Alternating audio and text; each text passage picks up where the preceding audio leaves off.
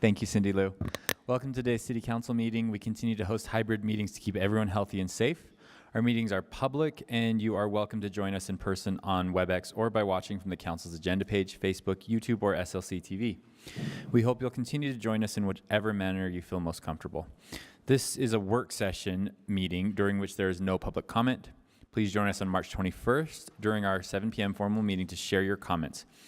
We, of course, welcome your feedback anytime by mail to P.O. Box 145476, Salt Lake City, Utah 84114-5476, or by email at council.comments@slcgov.com, or via our 24-hour phone comment line, 801-533-7654. Written comments we receive on agenda topics are shared with council members and posted to our website, slccouncil.com. We will now begin our work session, and the first item on our agenda is informational updates from the administration. Who do we have presenting today? Great. Ashley and Andrew. Hi. Hello. I'm Katie. I am Weston and Jennifer's executive assistant from the mayor's office. Thank you for your time today. We have just a brief update for you, but first up, as a reminder, we have the community engagement highlights with the webpage that residents. You may have to speak a little bit closer to the mic. Is this better? Okay, great. Do you all have the slideshow?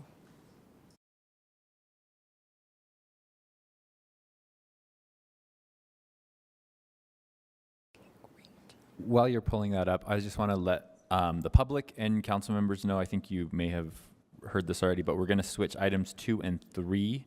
So we'll do through the ADU discussion immediately after the administrative updates, and then the public asset yield informational discussion will be following the ADU discussion.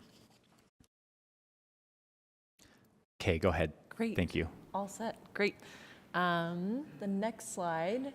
We have, yes, there it is. So that's the website that people can go to with the, sorry, I don't get out much. Okay. Okay. The next slide is with Ballpark Next. We wanted to give a quick reminder that the Ballpark Next competition ends this Friday at midnight. So there is no time like the present for community members to send in their ideas. Last night, the Ballpark Community Council also hosted a dialogue on the departure of the bees, the Ballpark Next competition, and the future of the ballpark. It was a great dialogue, which included the mayor and council member Mono. Approximately 150 residents showed up. While the meeting did mourn the loss of such an important part of the community, it also expressed excitement about what comes next and the desire to continue to be a part of the process after the contest is over. Next slide. Can I just interrupt you for a second and just say thank you to the community members who organized that? I actually thought that was one of the most productive and positive meetings, albeit sad for a lot of people, but it really helped me hear the community, and I think it helped the community hear each other and hear us. So thank you to it was all led by community members. So thank you for those community members who put that together. Our next announcement is the Earth Day cleanup that Katie Reiser on our team is organizing. Salt Lake City's annual Spring River cleanup is returning. It's going to be held April 22nd, starting at 8 a.m. You can enjoy a free volunteer breakfast, followed by a community work day with projects that include tree planting, canoeing, trailside cleanups, art projects, and more, all along the Jordan River. Registration is required for the event, and you can learn more and sign up at our city's events webpage. And we can do the next slide. And these are our remaining community office hours for this month, including one today happening at Santo Taco at 4 p.m., where Ava will be anxiously awaiting residents to talk to. And that is it from our team. I'll pass it to Andrew. Thank you, Katie. Next slide, please. Update on the utilization numbers. Last week, slightly up from the previous week at 93% across all the resource centers and the overflows. We'll talk more about that in a second. Rapid intervention and encampment impact mitigation, the EIM. Liberty Park will be a focus this week for the larger efforts with the county health department and the city. Currently about 34 heart-tracked camps across the city, and VOA is looking at 8 camps and active engagement with them, trying to get them into services and resolve those. And then 10 plus another 15 site rehabilitations for the rapid intervention team across the city. There was a planned resource fair last Friday that was canceled due to the weather. However, they were able to move the resources essentially over to RIT and encampment work and added a warming tent to some cleanup efforts. So having a warming tent at the same time for folks to go to while their cleanup is happening so they can be out of the cold, get some resources there is helpful. So we'll continue to do that as much as they have the resources to do it. The next fair is April 14th. I think it's scheduled right now for a location, but we may be talking about using it as part of the closure of the current overflows. So we'll give you more information as we get closer to that. And then maybe exciting news for you all, Kayak Court restarts for this year on May 19th, weather pending, obviously. So we'll go out on the river again. And then Operation Homeless Connect is on March 24th, and I know there's information out there, and we'll get more information to you that you can disperse as well for the community. Next slide.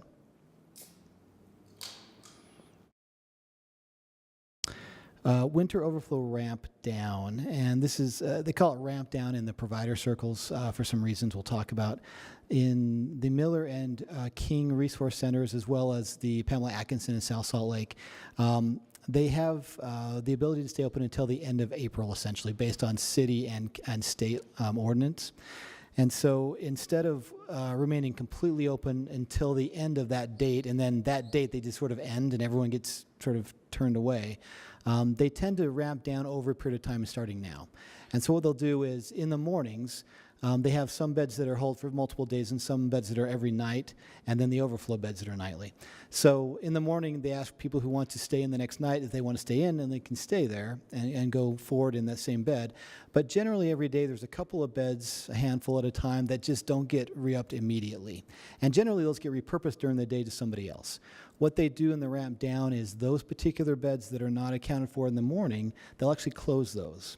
So over time they descend the number of beds available until the end date.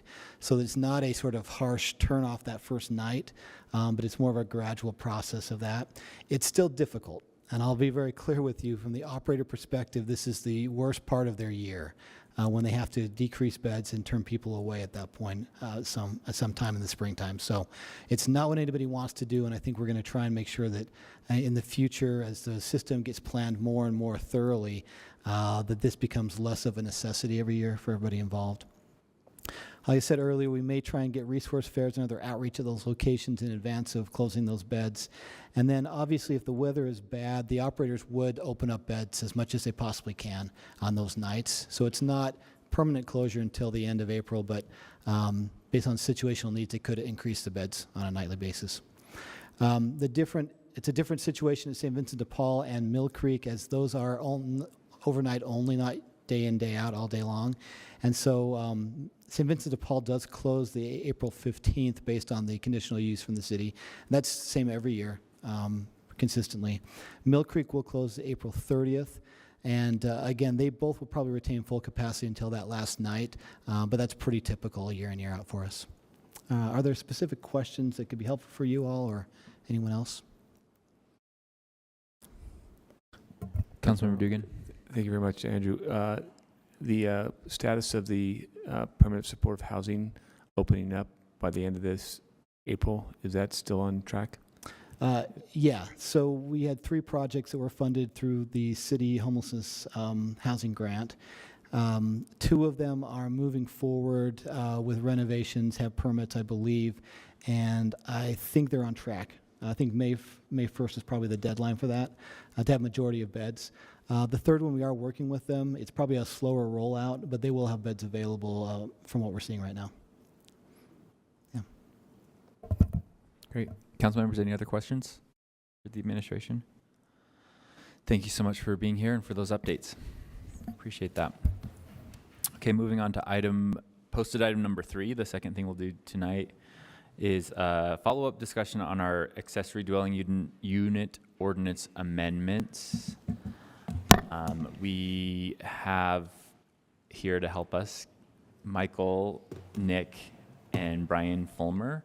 Brian, do you have an introduction, or do you want to just jump into it? I can do just a very brief intro. At last week's meeting, the council added a follow-up discussion to this week's meeting to further review items related to accessory dwelling units prior to next week's second public hearing. Thank you, Brian. So, council members, I know this has been an item of much discussion, and I actually want to say thank you for engaging in that discussion with me, with us, with the community.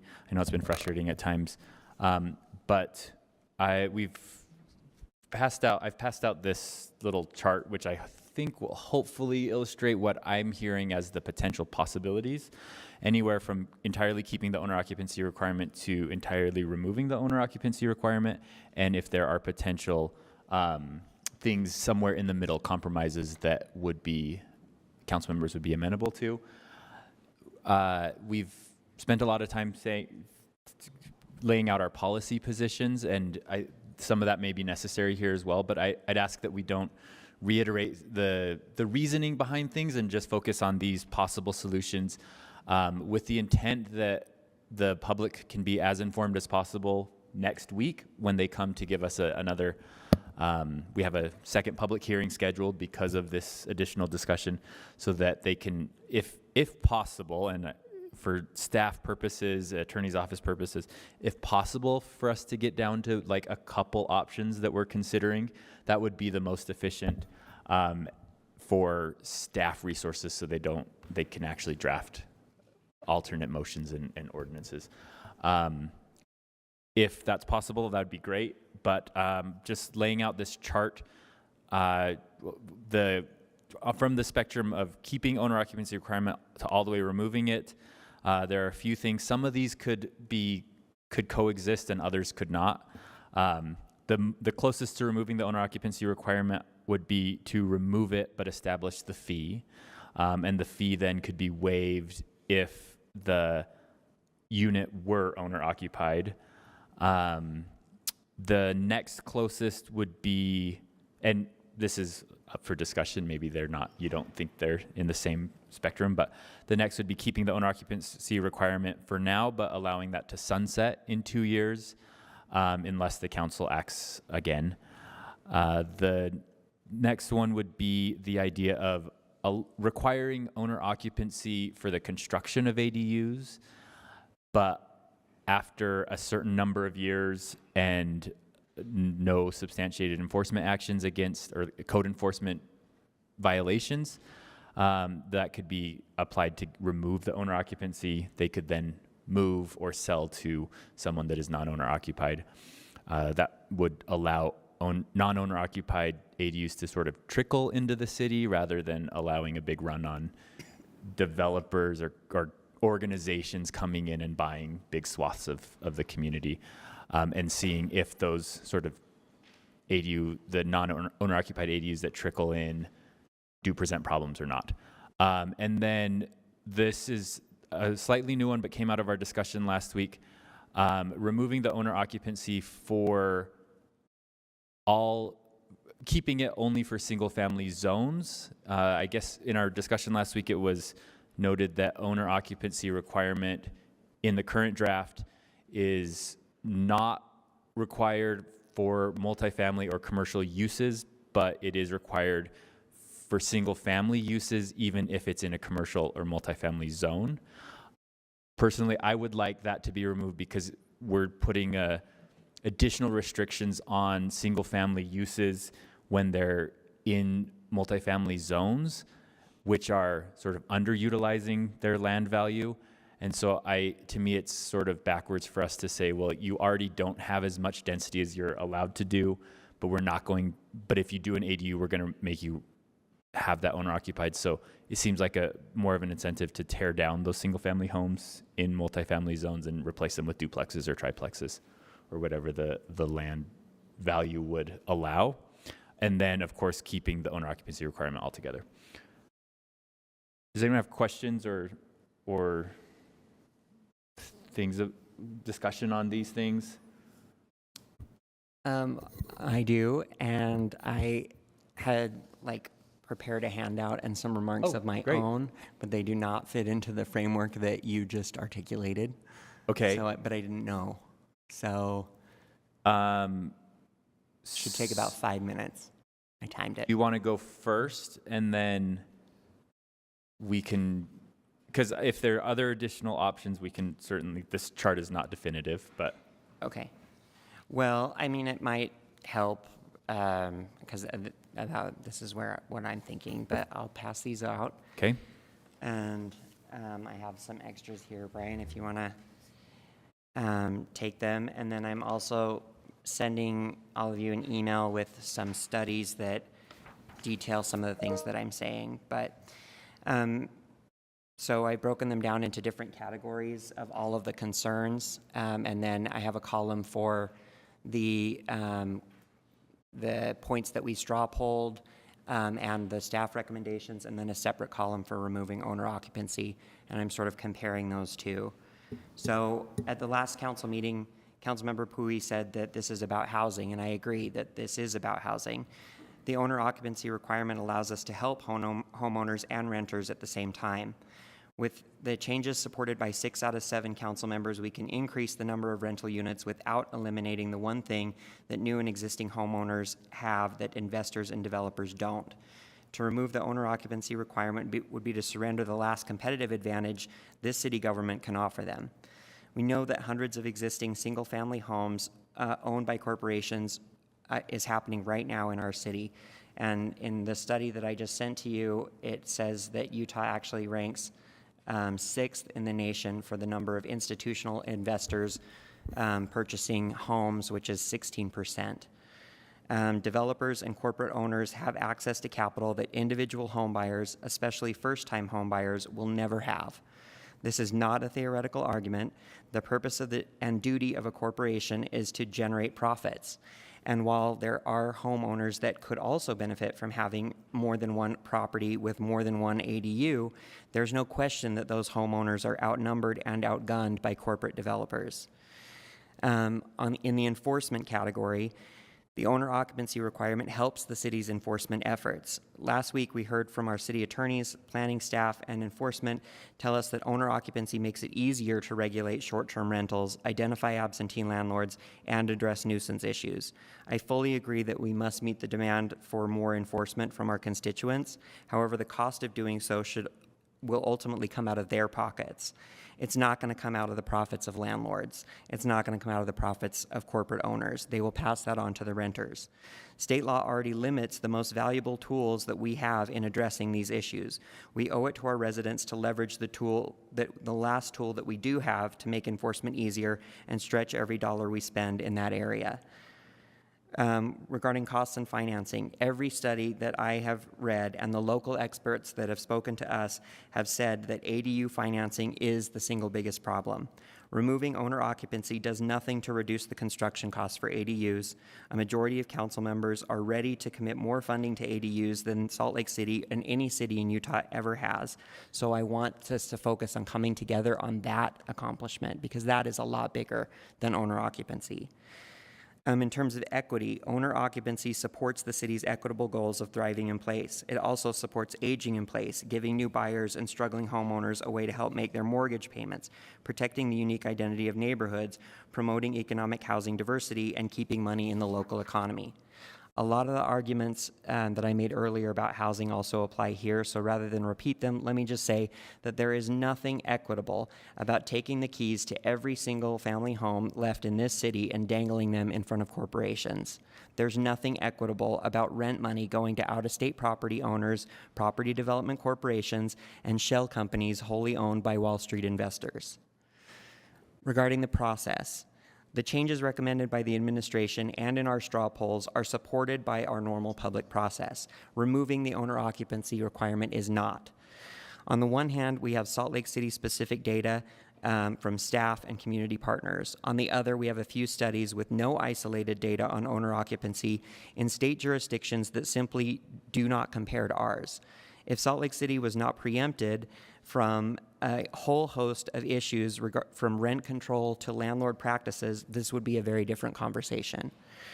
On one hand, we have gradual densification that allows the city to monitor and manage the slate of ADU changes recommended by staff and straw polled 6-1 by a majority of this council.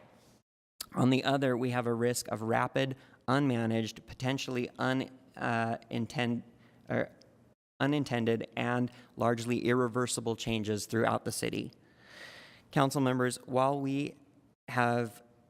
there have been many discussions offline and in small groups and one-on-one, we have had less than 90 minutes of presentation and public discussion on owner occupancy between January 7th and March 7th. I went through and checked. I think it's clear that while removing the owner occupancy requirement would add more units, likely, the known costs are too high and the potential risks too vast to move forward with it right now. Finally, regarding the suggestion of a sunset or a trigger option that's been discussed, I reject the notion that time spent considering and debating a major policy change like this, even if we choose not to adopt it, is wasted time.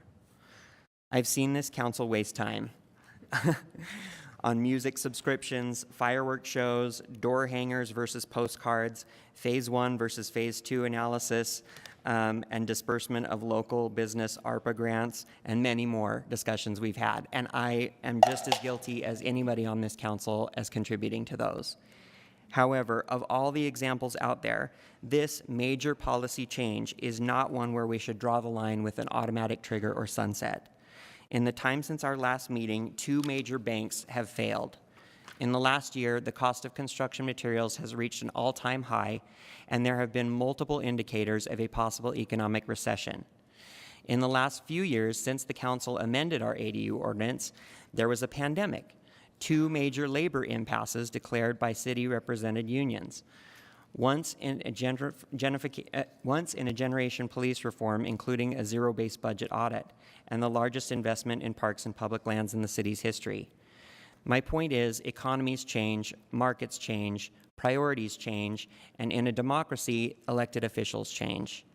A trigger law is an arbitrary line in the sand that no matter how well-intentioned it may be, there is an endless list of factors, some feasible and foreseeable, and some unimaginable, that could potentially impact a major policy shift like this, where the decision we make will have an impact on people's homes and their neighborhoods well into the future. The data and the leaders of the time should set the pace and the parameters of that discussion. It should not be us putting our finger on the scale with our projections and suppositions from 3 or 5 or however many years in the past. Thanks. Okay. So, Councilmember Fowler? Sorry, I know I just got here, but I was listening. I was in court.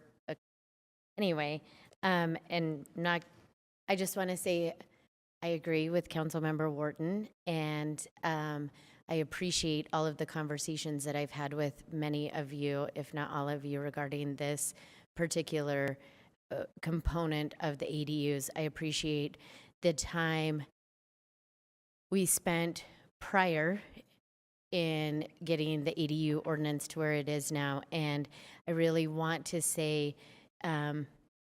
Chris and I, Councilmember Wharton and I talked about this the other day, and I think it's such an important point that no time debating such policy is wasted time.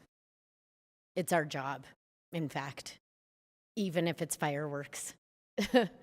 And I think that efficiency is excellent, but when we come back, we're still going to need the staff, whether it be council staff or administrative staff, to do the work to say, are there issues? Is there not issues? There will always be work to be done.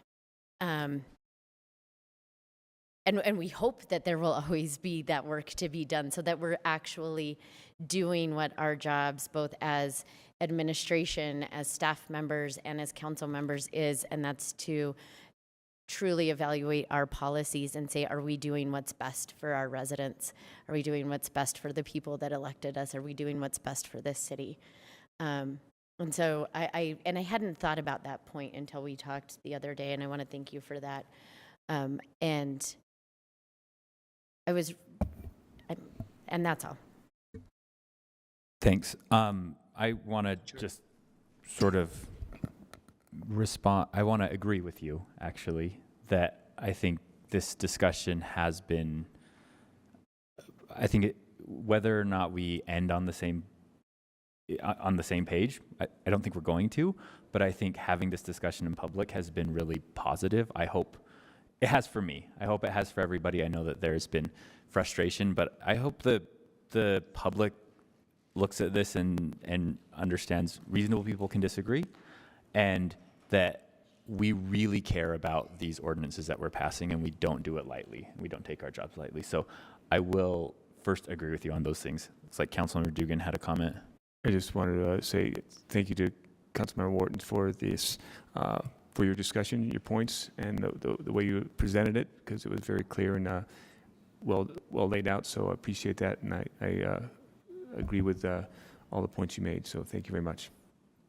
So in terms of what we may or may not actually vote on in a week, is there anything that is not listed on this chart that I created in terms of a potential option that council members would like us to consider?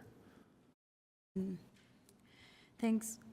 Go ahead, Councilmember Valdemoros. I think I was trying to broker an agreement about either we do the trigger or an intent, and there was a suggestion by a former mayor that that we could actually put language in the ordinance in the future that we might be able to, that we're going to be like very clear that we're going to actually review this in 2 or 3 years, whatever timeline. But then I was informed that it's not possible either. So we're kind of back at where it might have to be a legislative intent versus actually that it's written in the ordinance. And, I am, in that sense, I'm in the middle. I know where the group that would like to see the trigger is at, because I do agree with Councilmember Petro, and I think Councilmember Fowler will agree with this too. We move too slow sometimes, and we are always talking about efficiencies. So obviously, the trigger would actually make us move faster, for sure, and I agree on that. At the same time, the legislative intent, we've used legislative intents in the past to get things done, and we have done it as well. We have said, okay, this is legislative intent. We have to do that. We want to do this, and we've done it with a few ordinances that we passed, like with the budget passing last year, of having legislative intent that we're going to have audits yearly, randomly. So we agreed on that, and we started this year.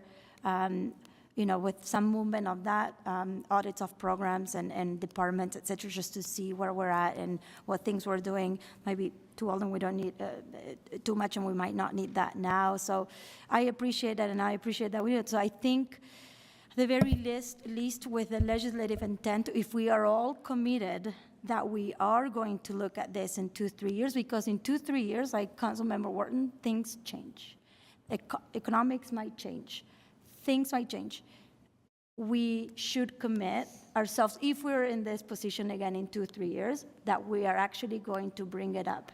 And whoever would like to take the lead on that need to start lobbying, people in 3-4 years, and reminding them that we actually had this conversation. It was very lengthy, and we are going to to review it again. Because, I think the public is split. I think there are plenty of well-intentioned landlords out there, and maybe some developers that will be great neighbors and will take care of these ADUs, and, and things will be fine. But at the same time, I want their pocket do go a little bit deeper than some of my neighbors in my constituency in District 4, and I would like to help those first than others that do have the deeper pockets. And so last week when I said I wanted to be bold in this, when I said bold was, and I think I talked to all of you, including Mayor Mendenhall, I would like to set aside $1 million so that we can help financially a certain group of people in all of the districts so they can actually build ADUs. That could be in the form of a 0% loan interest or a 1% or whatever, but that this council commits that we're going to be bold and we're actually tackling the issue at hand, which is the financing barrier that we had since forever. We talked about this at the RDA meeting earlier.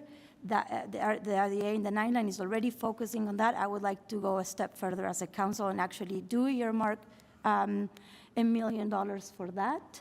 It could come out of our very healthy fund balance. It could come out of our Funding Our Future pot of money. But that this council this year, we decide that we're going to lead on ADUs and we're going to actually tackle what's at hand. That's one. And the second thing that I've heard from my constituency is enforcement. And that's another proposal that I would like to, for us to discuss, that we set aside at least money for one FTE a year for the next 3 years so that they can actually start tackling the enforcement issues that we all hear about all day long, because that's what's actually happening. And we're not being really good at enforcing. So that's my position thus far. Thank you for listening. Thank you, Councilor. Yeah, and the $1 million and FT for 3 years. It's So within I the heard region. 3 additional options to consider in there. 1, a legislative intent that we revisit this in 2 years. 2, $1 million, possibly from fund balance, earmark or either just allocated in this current open budget amendment or somehow, but would go to the ADU financing Yes. tools. So like seed money for Seed the money, ADU right. financing, affordable And ADU program. one time, One time, $1 million seed funding for affordable ADU programs. right? And then the third would be 1 FTE funded for 3 years. Can we do Years that? or Or 2 can we only years fund or- them 1 year at a time? Yeah. I mean, we've approved it. Like, for example, we've approved employees with the understanding that they will sunset when the bond expires. I don't know that we've ever pre-funded an FTE. So let me talk with Mary Beth and Katie about that. But at the very least, you could fund 1 year with an intent to, revisit in 3 years. But let me check with Mary Beth and Katie on that. But either way, I mean, the overall goal is 1 FTE for civil enforcement. Right, correct. Okay, so Mr. Chair, may I have a clarification? you're very quiet, Councilmember Pui. Oh, may I have a clarification? Yeah, go ahead. question? Councilmember Valdemoros, on the legislative intent, are you suggesting that we sunset it at a certain time, and then as part of that sunset, we are doing a legislative intent, or we just keeping the owner occupancy with no sunset, and we Right. still do? Okay. So the difference is, let's keep the owner occupancy, but with the legislative intent that we're going to review and revisit that requirement of owner occupancy in 2 or 3 years as a legislative intent. What's going to take is that one of us, or actually 4 of us in the next 2-3 years, actually do remember this and bring it up again, because if not, we can forget it. But I feel like this group feels very strongly about reviewing that in 2-3 years. To be fair, real quick on the legislative intent, Allison with our staff is really good at reminding us every year what legislative intents we have, and keeps, every year we go through at the beginning of the year what our legislative intents are, and if we're keeping them there, if what the follow-up needs to be. And so while legislative intents may not be binding, we are very, very lucky to have a council staff that legitimately keeps a list of that and will remind us. Plus, we can also put it within the reporting requirement that we have instead of just a legislative intent. Okay, Councilman Petro. Can I also add that in addition to the legislative intent, we need some parameters for what we'll be contemplating as part of it. As my co-counselor correctly pointed out, the world is very different from 2018 when this was originally passed. And yet I have no context for the conversation except for what I may have picked up from having attended a previous public meeting or the stats of how many were permitted. You misinterpret me when you say that the public hearings are wasted time. Our deliberations are wasted time. That is not what I'm pointing to as wasted time. What I'm pointing to as wasted time is our failure to make the work we're doing be as powerful into the future as possible. Reinventing wheels where new people looking to make potentially political names for themselves can use this as a platform to create a reputation for themselves instead of centering the possibility that there may be power in a tool that we're leaving on a table. So if we're going to do a legislative intent, it is incumbent upon us to create metrics, to create outcomes that we're looking for, things that we cannot tolerate, that would be signals that it cannot go forward, and we need to shape a discussion that is responsive to actual Salt Lake City circumstances. And just like all of the positive possibilities that could be imported from other markets can't be imported right now because we don't have Salt Lake City specifics. The negative possibilities cannot be assumed because we don't have Salt Lake City specific statistics. And so if we do a legislative intent, I am fully willing to concede that removing owner occupancy in any way right now might not be where the city is. However, we know that there is potential power in a tool and it might solve a problem that persists into the future. We need to create a framework for future discussions that does not create redundancies for our staff, for future council members, that creates a record that is reliable, that can be counted on, that can shape productive conversations. Can I respond to that? Mr. Chair. Let's go to Councilmember Pui, then Councilmember Wharton. I just want to, address some of the things that have been said, and again, I'm not there, so I cannot really look, at you and read your body language while I'm listening to some of this. But from the beginning speech on this issue, I would like to just say that I still fail to see and find evidence, actual evidence, about the missing link between removing the owner occupancy requirement and this hypothetical increase of predatory companies buying swaths of the city. There is not a study in the nation that proves that point. There is not one. So we still basing much of this conversation into feeding into these hypothetical fears. The reality is that companies are buying parts of our city, and they're doing it right now. But there is no linkage that this will actually start opening the floodgates and the whole city is going to be a rental unit. But I just wanted to say, I'm going back to the specifics about the legislative intent. And I don't know if I lost you because I did lose. We can still hear you, we can't see you. Okay. The specific legislative intent, I feel like that's teethless. There is nothing to do. I prefer not to even do that. I think to me is a bit of just tippy-toeing around nothing. Is saying, oh, we're going to do something in the future, filing on a sticky note, put it on the drawer, thank you, see you in 3 years. Might as well just let the council, whomever is sitting in those seats, discuss it and bring it back again. I prefer that this council took a more bolder action on this issue and was gathering data, maybe, that we can actually maybe look into finding and trying to find out if these fears are a reality or not in the next 2 years. And if the council doesn't feel like removing this requirement, which I think is a great barrier, and on the financial issue being the greatest barrier, and this council is actually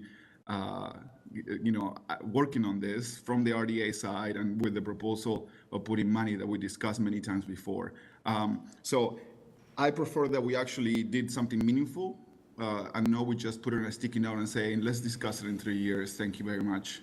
File, move on to the next topic. So Let's discuss it. Let's put some parameters about studying these fears about, the corporate America buying Salt Lake City.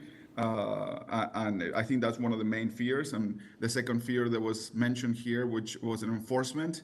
Let's find out a little more about that and how can we solve the enforcement issue. And I suggested last meeting to fund 2 people, and the council didn't want to make a decision at the moment. So Let me say one thing, Mr. Chair, about the legislative intent being toothless. That means to me, or for the public, when we discuss certain things that we're going to make it in legislative intents, saying that means that it means nothing, and that's not fair, because Amy just said that we have really good staff that reminds us, and it also, we do. And so if we say this is toothless and we're saying we're not trustworthy, we're not going to review this ever again, so we're just going to do this just for face. Is that how is it, like for face? So let's not say that legislative intents are toothless. I understand that they're not binding, which is something that we are annoyed about, that they're not binding, but for sure not toothless. Otherwise, let's never do legislative intents, and from now on, tell the administration and, what to do. Mr. Chair, Thanks. Councilmember Wharton. So I just want to clarify about what Councilmember Petra said, and I appreciate that you are not saying that it's wasted time. That wasn't only 2 comments that you have said. Other people in our discussions have characterized it as wasted time specifically, and I think that people in the public have characterized it as wasted time. So to the extent that you thought that I was just addressing your comments, I apologize, because I was not. But I do think that there are things that are well. Let me back up. What you said about how we didn't have metrics or we didn't have the right guidelines in place from 2018.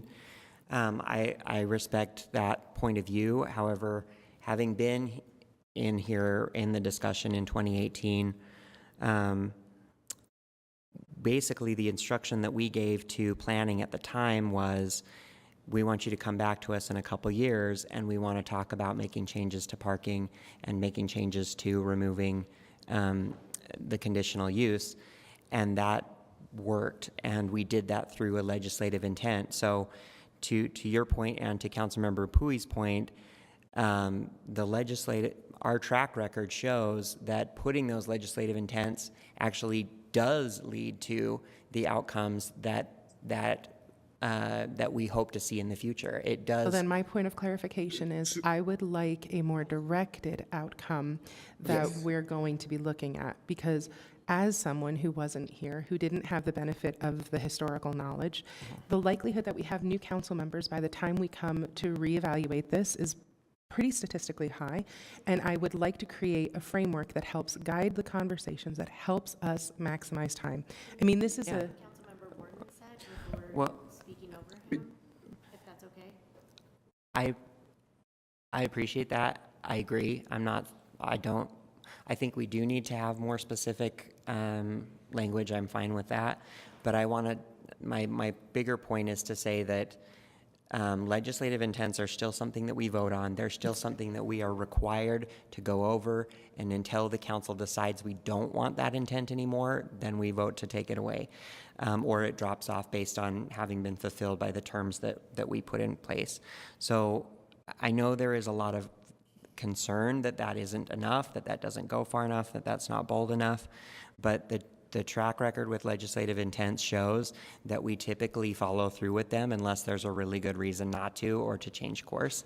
And I think that that's the best course here. Which is why I'm willing to concede that we might need... Okay, Councilmember. We might need the time to do the legislative intent, but we need to make it a directed data collection so that we are prioritizing efficiency.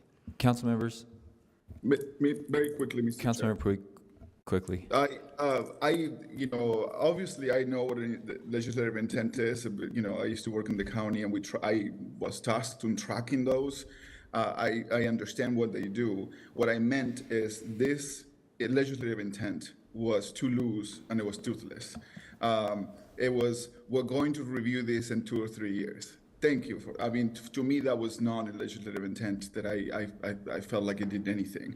Now, going a little more specific, is this council willing to remove the owner occupancy requirement in the next 3 years?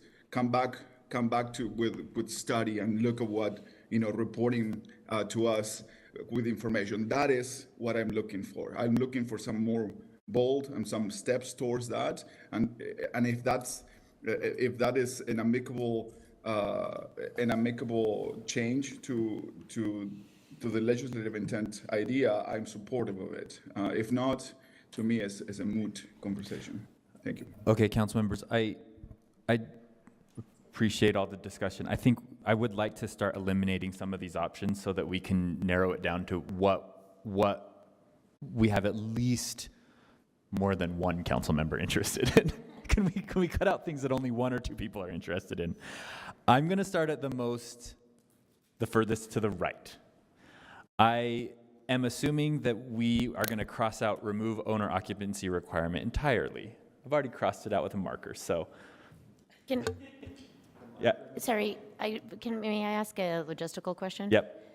So we're not voting on these because we're not in a formal meeting. So are We're we trying. straw polling So them? I explained Are this. Sorry, I might have while been you out were of in the court. room. I apologize. The goal is to narrow it down to a couple options because staff has informed me that if we have 7 options, right now we have 8, I think. If we have that, it's impossible for staff to draft motion sheets or for really the public to know what they're supposed to comment on. So the idea is to eliminate anything of all these options that we put on the table, eliminate ones that we know there's very little support for, and try and narrow it down to 2, ideally, maybe 3 things that we are still considering, that we can ask the attorney's office to draft the ordinance and the motion, ask staff to draft the motion sheet, and ask the public to come next week to say, on this issue, yes, on this issue, no, or whatever the case may be. Got it. If we can do that, that's the goal. If we can't, so the goal is to eliminate. The goal is to not have the staff and the attorney's office Draft write 18 different 18 ordinances. Well, and I think to the extent that the council's interested in acting next week, I think just making sure we're acting on things that are legal, would be great. So just making sure that we coordinate with the attorney's office ahead of time on any new ideas that come up. Got it. Okay, Thank you. then I'll do it as straw polls. Let's do it as straw polls. And this is not based on the discussion, not based on what I would like to have the outcome. I think based on where the council is at and what I'm hearing, we should remove the owner occupancy requirement from consideration. We should entirely removing the owner occupancy requirement from consideration. So if you support not considering that. Correct. So a thumbs up would be that we agree that we're not at the point yet to completely remove it. Okay, so that's 6-0 with Councilmember Pui voting no. 6-1, thank you. You're not a 0, Councilmember Pui. You're a very important council member. I also assume that removing the owner occupancy requirement and establishing a fee sounds like, well, actually, I don't know. I still like that idea, but does someone want to straw poll up or down on that? Are you speaking about it, removing it immediately? Removing it immediately, but establishing a fee. So, okay, so I guess the straw poll was to remove it immediately and establish a fee. I have I have 2 to 5, 2 being myself and Councilmember Pui, and 5. So I'm going to cross that off the list. Does this work? Is this a process that we can? Okay. How about keeping the owner occupancy requirement, but allowing it to sunset automatically in 2 years? Without data? Without any sort of tracking anything? I just don't know what the data is. I think where we're at right now is we don't have clear. So that's 2 to 5, myself and Councilmember Pui voting yes, so that I'm crossing off.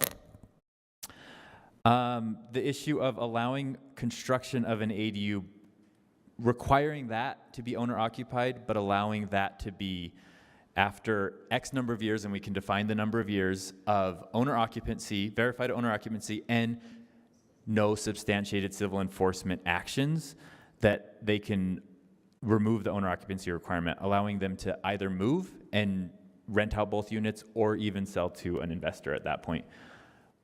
But that as a slow way to introduce non-owner occupied units. Is there time to make a case? I think we can discuss, let's keep it short though. I just don't know why that wouldn't be a palatable, option for some of us. It addresses the issue of corporate America buying pieces of Salt Lake City, which is, been said, a lot. It addresses the issue of enforcement. It addresses many of the issues. None of these things are perfect.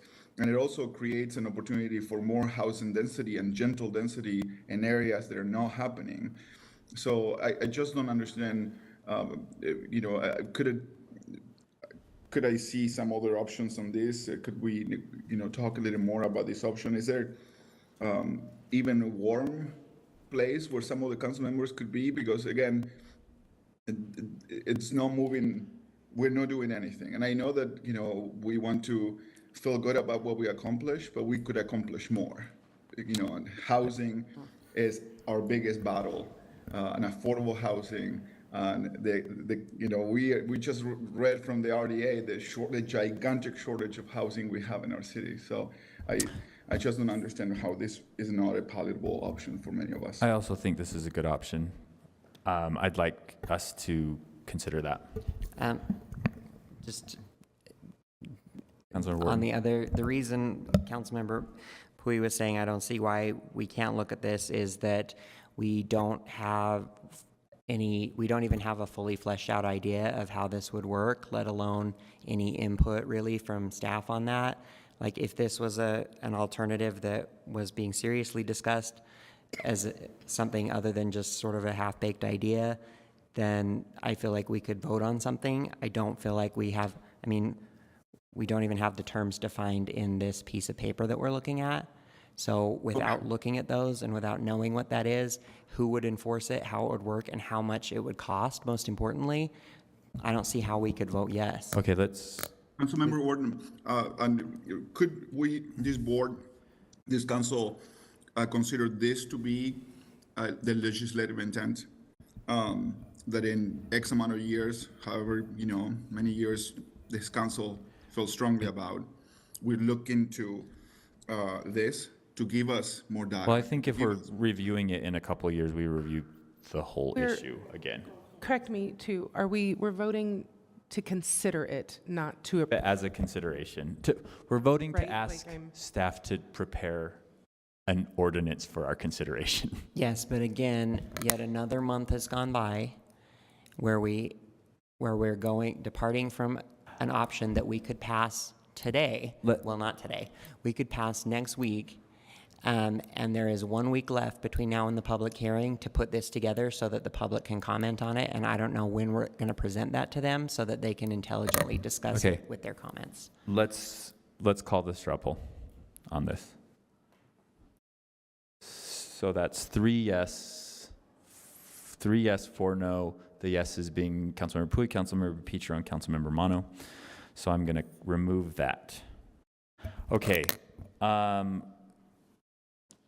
Why don't we go to, well, let's keep with the green ones. Removing the owner occupancy requirement. So instead of based on use, based on zone. So all single family zones the owner occupancy requirement would remain. But if there's a single family house in a multifamily zone or a commercial zone, they could build an ADU without owner occupancy on that.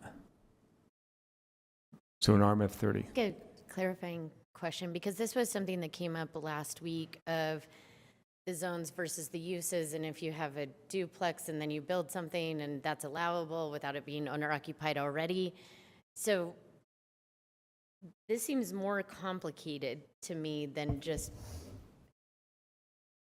I'm not opposed to this, I just don't know that we could write a substantial ordinance in time without me fully understanding everything that we went through last week and how that would Can we ask change for now. staff feedback on that? Director Norris? Sure.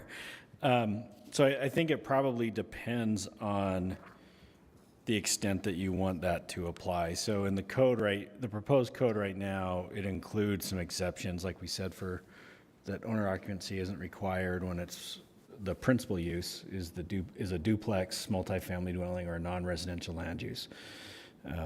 And so, as I understand this, it would add or on a single-family dwelling that is in a zoning district that is not a single-family zone, right? I think that the requirement would just run with the zone. So any single family, and we can discuss whether we want to include the foothill, whatever transitional zones as well. But any zone that is a single family zone would retain the owner occupancy requirement. The zones that are not would be removed regardless of principal use. Okay, so I think just to give some idea of what that means. So we have several zones in the city where single-family dwellings are permitted. Some of them cover some extensive areas of the city. For example, the SR1 and SR1A zones are pretty much most of the avenues, Capitol Hill, some neighborhoods on the west side. So those would, because those zones allow duplexes, they would no longer be have the owner occupancy required under that proposal, even if it's a single family dwelling in those zones. Okay, so then maybe I'll amend that to requiring it keep the requirement in single family and the SR1 and 1A zones. Are there others that would be similar in that? Well, all of lower the scale? RMF zones also allow single family. The form-based UN1 zone does. MU, all the RMU zones also allow it. We'll get to the question. Let me indicate what the goal, the reason why I'm bringing this one up is because when single-family homes exist in multifamily zones or in commercial zones, those are zones that we've already said it's appropriate for multifamily, for apartments, for non-owner occupied housing to be in those areas. It seems like we're putting this additional restriction on those single-family homes, which to me is actually creating an incentive for developers to come in, tear them down, and build multifamily units on them, as opposed to if a developer or a property owner has a single-family home in a multifamily zone. This may actually be a way for us to preserve those single-family homes rather than incentivizing. The only way that you can increase density on your lot is to tear down the single-family. We have a lot of single-family homes existing in multifamily zones. I think this would open it up to allowing the ADU to be created, keeping the primary renter housed and allowing another renter to be housed without tearing it down, completely starting over and doing $7 million townhomes on there.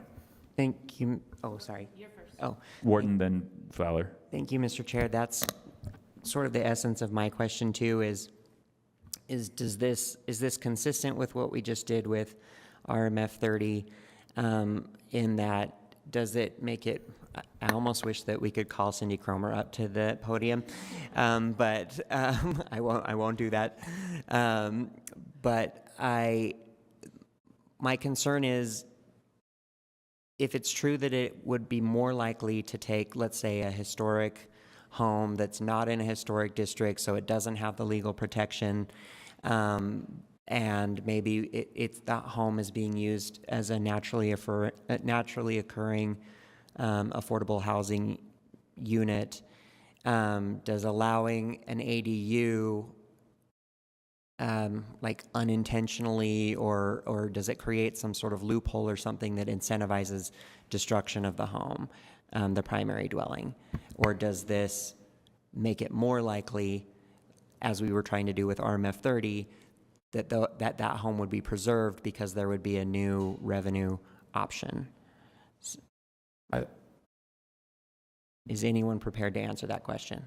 I don't know how we would know the answer to that question. I think the economics are going to be so individually based that you could have a dozen different answers for a dozen different properties. Okay, because I would like to vote yes for it, but I would hate it if even one home got destroyed for that reason, and so I think I have to. I mean, I think that this will allow homes to not be destroyed, right? If an investor owns a single-family home and it's in a multifamily zone, and they're trying to add additional density to that so they have another stream of revenue, their only option, if we keep the owner occupancy requirement for single-family uses, not zones, is to tear it down and build a duplex or a triplex or a townhouse, which they are allowed to do, depending on the size.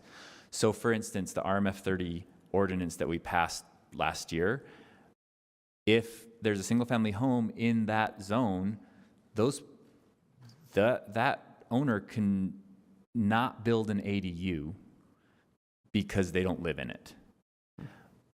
But they could tear it down and build a duplex or a triplex or a series of site-oriented townhomes or other things. They could keep the primary dwelling with the preservation bonus that we put in the RMF 30, assuming the geometry works well for them. So the preservation density bonus would apply and would tend to keep more homes than not having it. But this would be allowing one additional unit to be added without requiring them to go from a single-family home. Like, they would have to take the single-family home. I mean, I guess they could take it and like split it into a duplex and get it re-designated from a single-family home to a duplex, which would be allowed, and then they could add the ADU. But allowing this would say, on zones that we already think are appropriate for multifamily, keep your house, build an ADU, rent them both out. We're going to allow that. Rather than you already have an incentive to tear down that house because it's built below its capacity in zoning. Councilor Fowler. I'm going to say no based on what Nick said, but I'm willing to hear more. Not a hard no. I just want to point out that I voted against RMF 30, but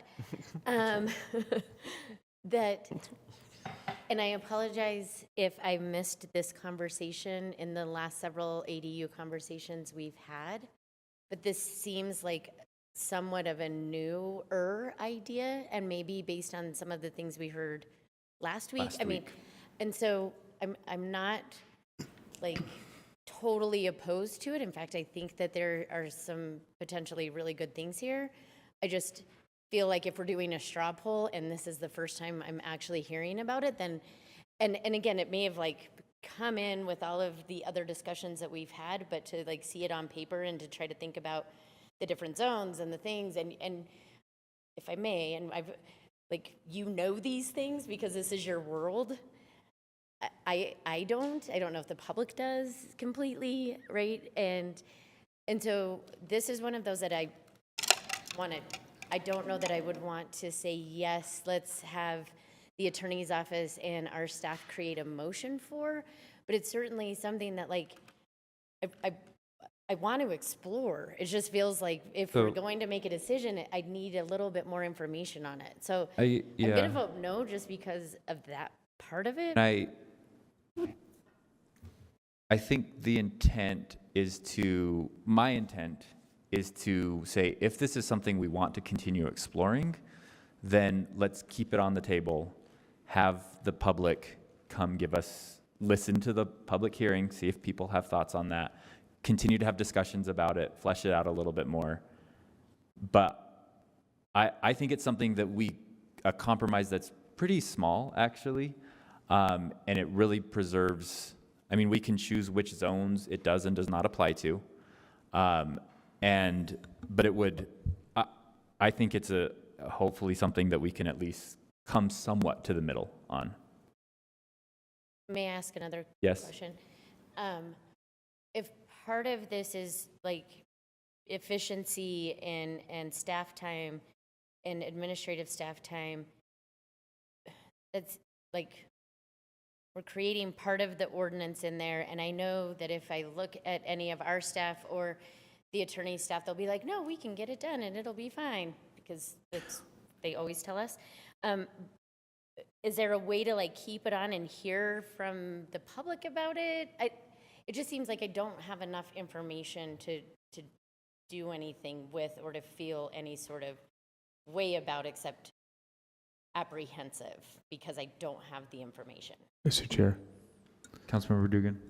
So I agree with Councilmember Fowler and Wharton on this, because even if I was the public out there listening into this conversation, and Nick said about the SR zones, which are on the avenues in the west side, and other zones that have single-family homes on them, but they are zoned for multifamily houses. I mean, I don't know how many lots that encompasses, how many where that encompasses, and so we need to provide that information for the public in a quick manner, and then digest that. And then, so I think it's almost overcomplicating the issue by just going to the basically as written policy. So I like to explore it, but I also go, boy, this could take us a long time to get to that, because this could be really complicated, because it's gonna grow and make a lot of spider webs as far as the SR. Instead of just RMF, it's also gonna be the SR zones, and I don't know where those are across the city. So I'm wanting to explore it, but I'm also hesitant to explore it, because it could just extend the discussion period. That's a good point. So could we straw poll, like, can we like talk about this? Well, yeah, I guess it doesn't make sense. I think the intent of this work session is to discuss these things, and then the intent of the public hearing is for the public to come and give us input. And so I kind of think this discussion's already told them that this is an item on which we're still considering. So I kind of feel like the discussion has already led to, yes, public, come tell us what you think about this. It has, but it's more that I'm concerned about, like Nick's answer, saying like there could be 12 different answers to this. I don't even know what the first answer is. Well, I guess I know what the first one is, but I don't know what the other 12 are or 11 are, so it's hard for me to vote on it. And I think it might be hard for members of the public to take a position when they hear, city officials saying, I don't know what the impact could be. So it would be like, it's almost like we would need another time to address that, rather than just putting the question to Nick right now and having him answer right now. That's the concern I have. So I wouldn't want to, like, if it's the choices between adding this and taking yet another month, I would rather just vote on ADUs. I also thought we established previously that we could partially adopt it, right? And keep this one item open.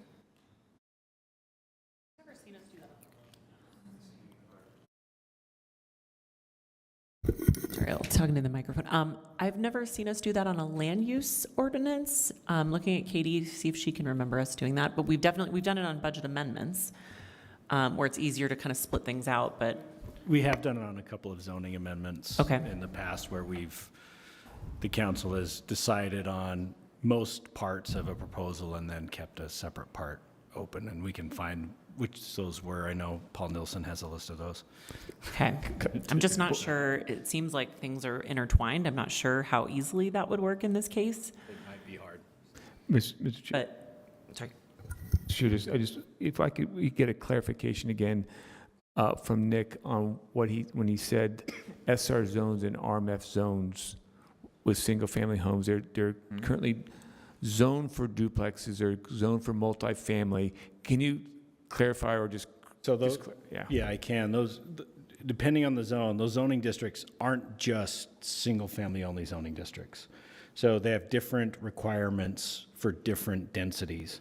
So, for example, the I might get the numbers wrong, but the SR1A has a minimum lot size for a single home, and they have a minimum lot size for a duplex too.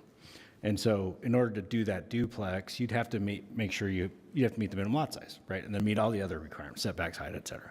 RMF and RMU zones are very similar to that, only they allow apartment buildings at smaller scale, and the density, the number of apartment buildings that you could have in one of those properties is based on the lot size. So the bigger the lot, the more units you can have.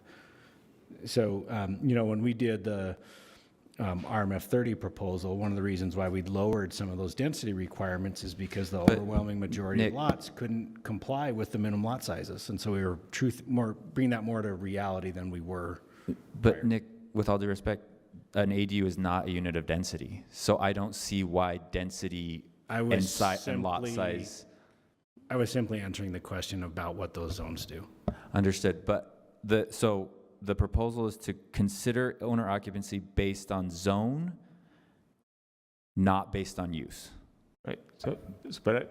And just want to follow up with a question. Thank you for that explanation, because we rarely talk about SR zones. At least I rarely talk about them. So the next question would be, where are these SR zones in the city? Mostly the avenues, Marmalade. So there's three different. And the west side. There's three different SR zones. So there's SR1, SR1A, and SR3.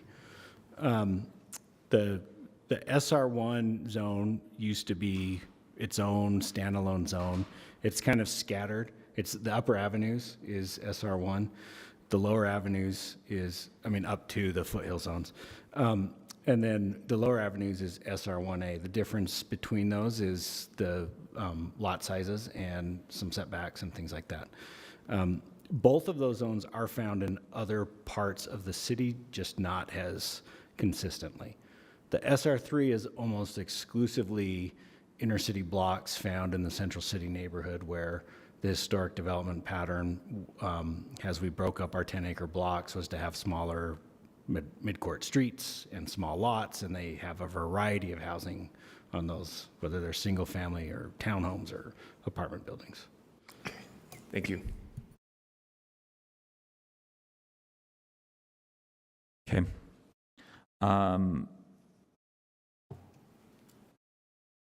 Let's move on to Councilmember Valdemoros' suggestions.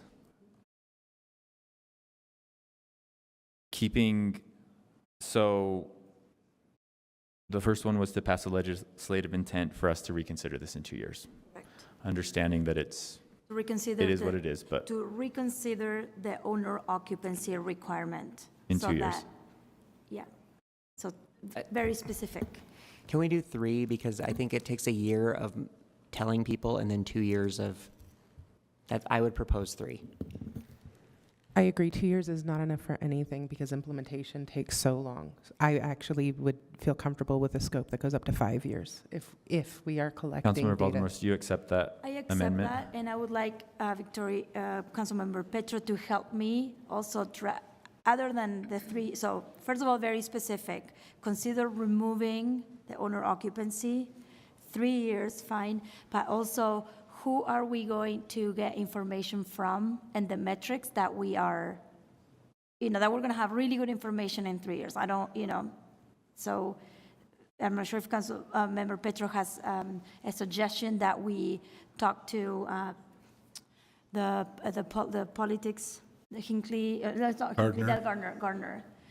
That Gardner can start collecting information for us, so that in 3 years we have really good resource, a local resource that knows us and can give us really good information. So those 3 things in the legislative intent. 3 years to reconsider the owner occupancy requirement, and with information data from the Gardner Institute of Policy or Policy Institute, I can't remember. I don't know if you want to be specific. Yeah, we want to take. Want to fund can't a study bind by the them Gardner Policy Institute? without giving them money. But I think robust information. Robust local information from a renowned group that we can trust and can rely on that.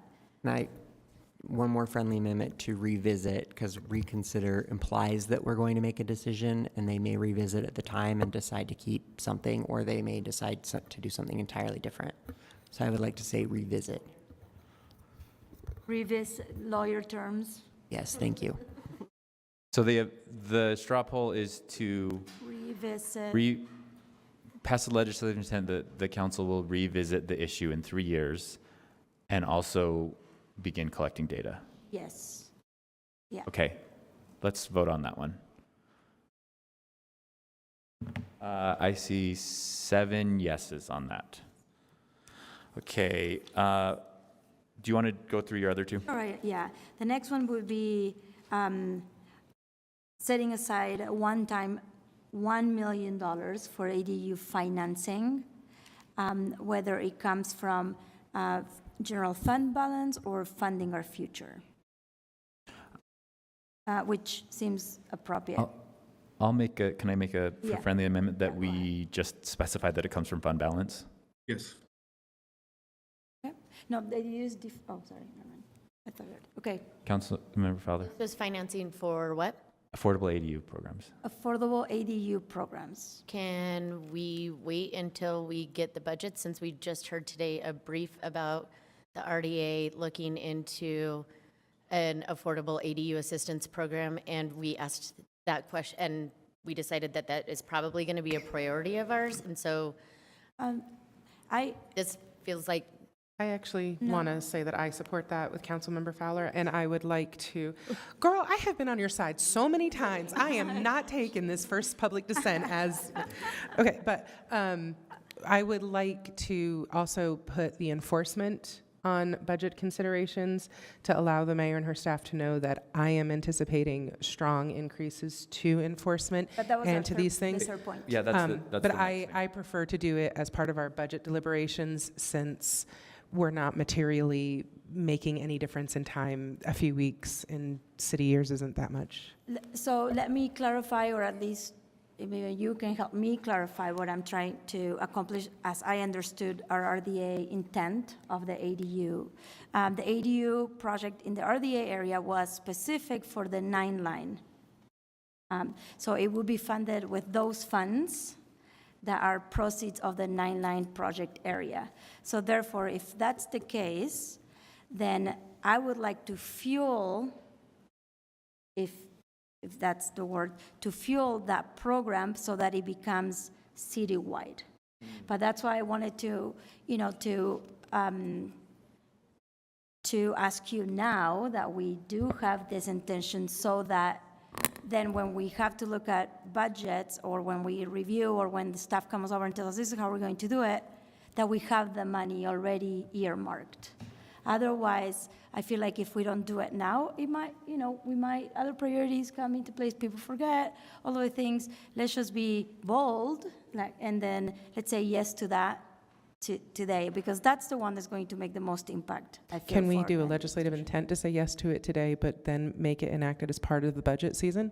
Sure. I would like, The same with enforcement officials? I would, Because I'm going for 3. I don't would want like just to include it in this budget amendment, actually. Because I think that it is a priority, and I think having it citywide, and I think doing it now with the fund balance that we have says that this really is a priority Can for I us. can I also clarify, do we want the city to administer this, or is this something we want RDA to administer? Because then it should be part of our RDA meeting discussion, not this one, correct? The council can allocate money to the RDA if you wanted the RDA to administer it. Because if it's coming from general fund balance, you'd have to Okay. approve it as the council. Thank you. And Mr. Chair, I like that you want to get aggressive and put it on this budget amendment, but I think that's kind of quick to do this, because I think that at this point it's still very soft as far as we want to put this funding there. But is it for all residents? Is it going to be for some different levels of income, Right. equity side of the house? So I like the idea that we want to do it across the city-wide, but we may have some other thresholds to do it. So I think the idea of an intent that, hey, we want to provide some funding, let's ask the staff, what are some of the best things there for equity, inclusion, income levels? And so give it a little time there, but I think the intent there is that we want it. I'm also concerned about, I mean, all of us, I think between at this point, all of us have made very public statements and statements offline that we are going to support an increase. I don't think that the standard of putting something in a budget amendment needs to be, is this important or are we serious about it? Because then there is no line of where we can put it. It has to have an element of urgency, because a broken boiler, that we can't pay people because we've used up too much overtime hours. Those are the kinds of things that we need to talk about. It's not fair to say all of these things are important to us, but some are more important than others in this moment right now, and then they're separated out from the broader budget discussion. There's a reason why we pass a budget once a year and why certain things we amend when we absolutely have to. Just because we don't put this in the budget amendment doesn't mean we're not going to do it. It doesn't mean that it's not important, but we have to draw a line about and create some standard for how we or some norm for using budget amendments, or this will never end. Okay, Okay. let's call for a vote on the straw poll. All right, so, What is the straw poll? the struggle was to earmark $1 million at the following budget amendment, so that we can do affordable ADUs or help. You're still straw polling I for will- the budget amendment, not for budget. Right, well, that was a friendly from you. No, I'll let you Okay. propose the straw poll however you'd like to. I would like it to come from one budget or the other. I just want to, I don't care where it comes from, but I want to make sure that this is the boldest thing we can do, I feel, about ADUs.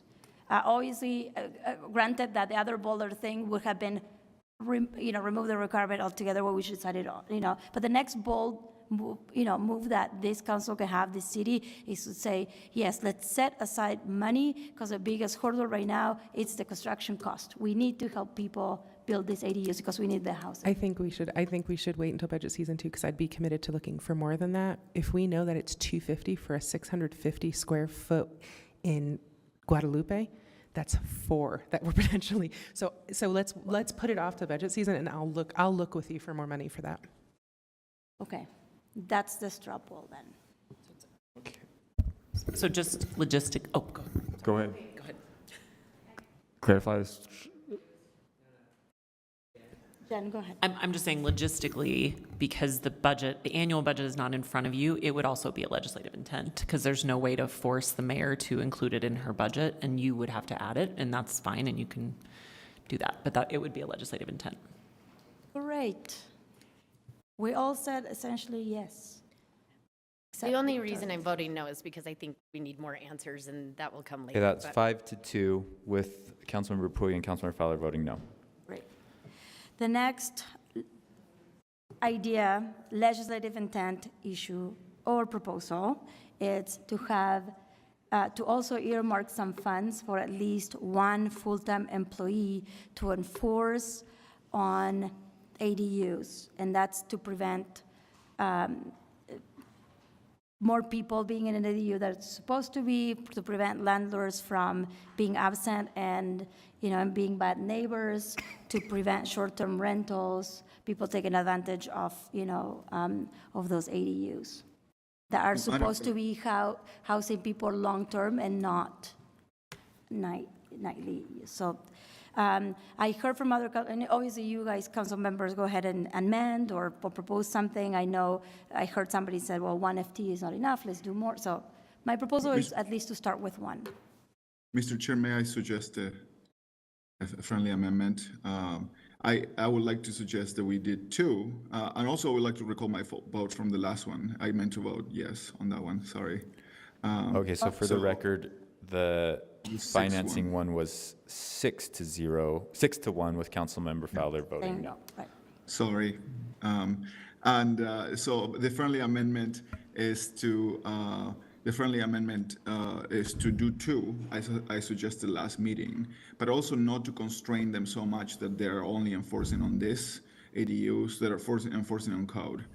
because many of the things that they were brought up to us were about all the shortfalls about our lack of enforcement of our own code beyond ADUs.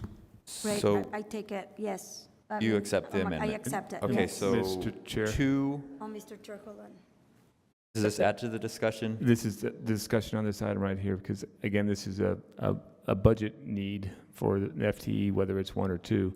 So it's almost as if this is another legislative intent Correct. that we can ask the, If that's your position, you should Yes. vote no. okay, so I want to make I it. want to express public frustration that this idea came from the anticipation that we would create a revenue source, and we've retained the expense and not the revenue source. It's an expense that we need to incur, but I'm real frustrated about that. Mr. Chair, may I ask We'll a take it. clarifying question? So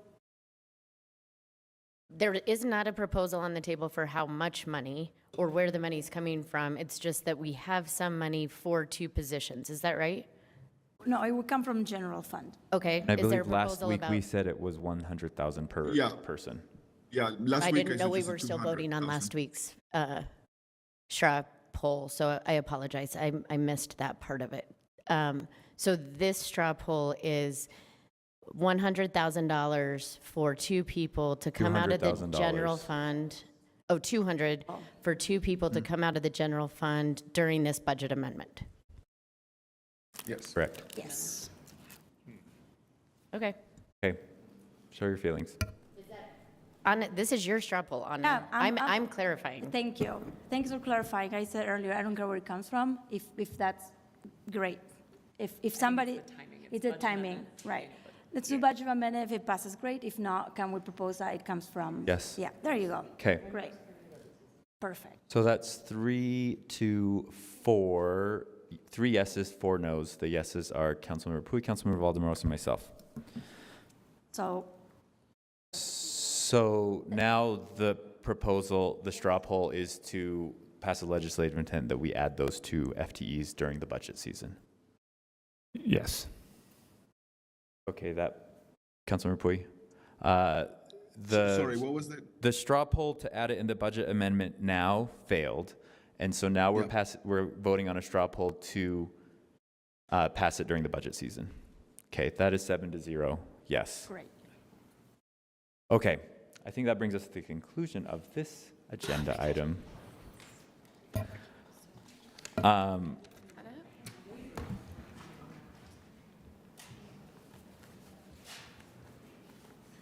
Okay, so we're moving on to item number 2, which is a report on a potential public asset yield model to enhance the community land trust. At the table, we will have Jennifer Bruno, who is here, Philip Walters from Urban 3, Ben McAdams from Common Ground Institute, and available for questions are Blake and Tammy from the Department of Community and Neighborhoods. Mr. Chair? Oh, Mr. Chair? yep. It's almost 5 o'clock. Didn't you say at 5 o'clock we had some people leaving for, I believe so, yeah. I recommend we take a break? Okay, that's fine. What time is it right now? Yep, let's reconvene at 5 o'clock. Thanks.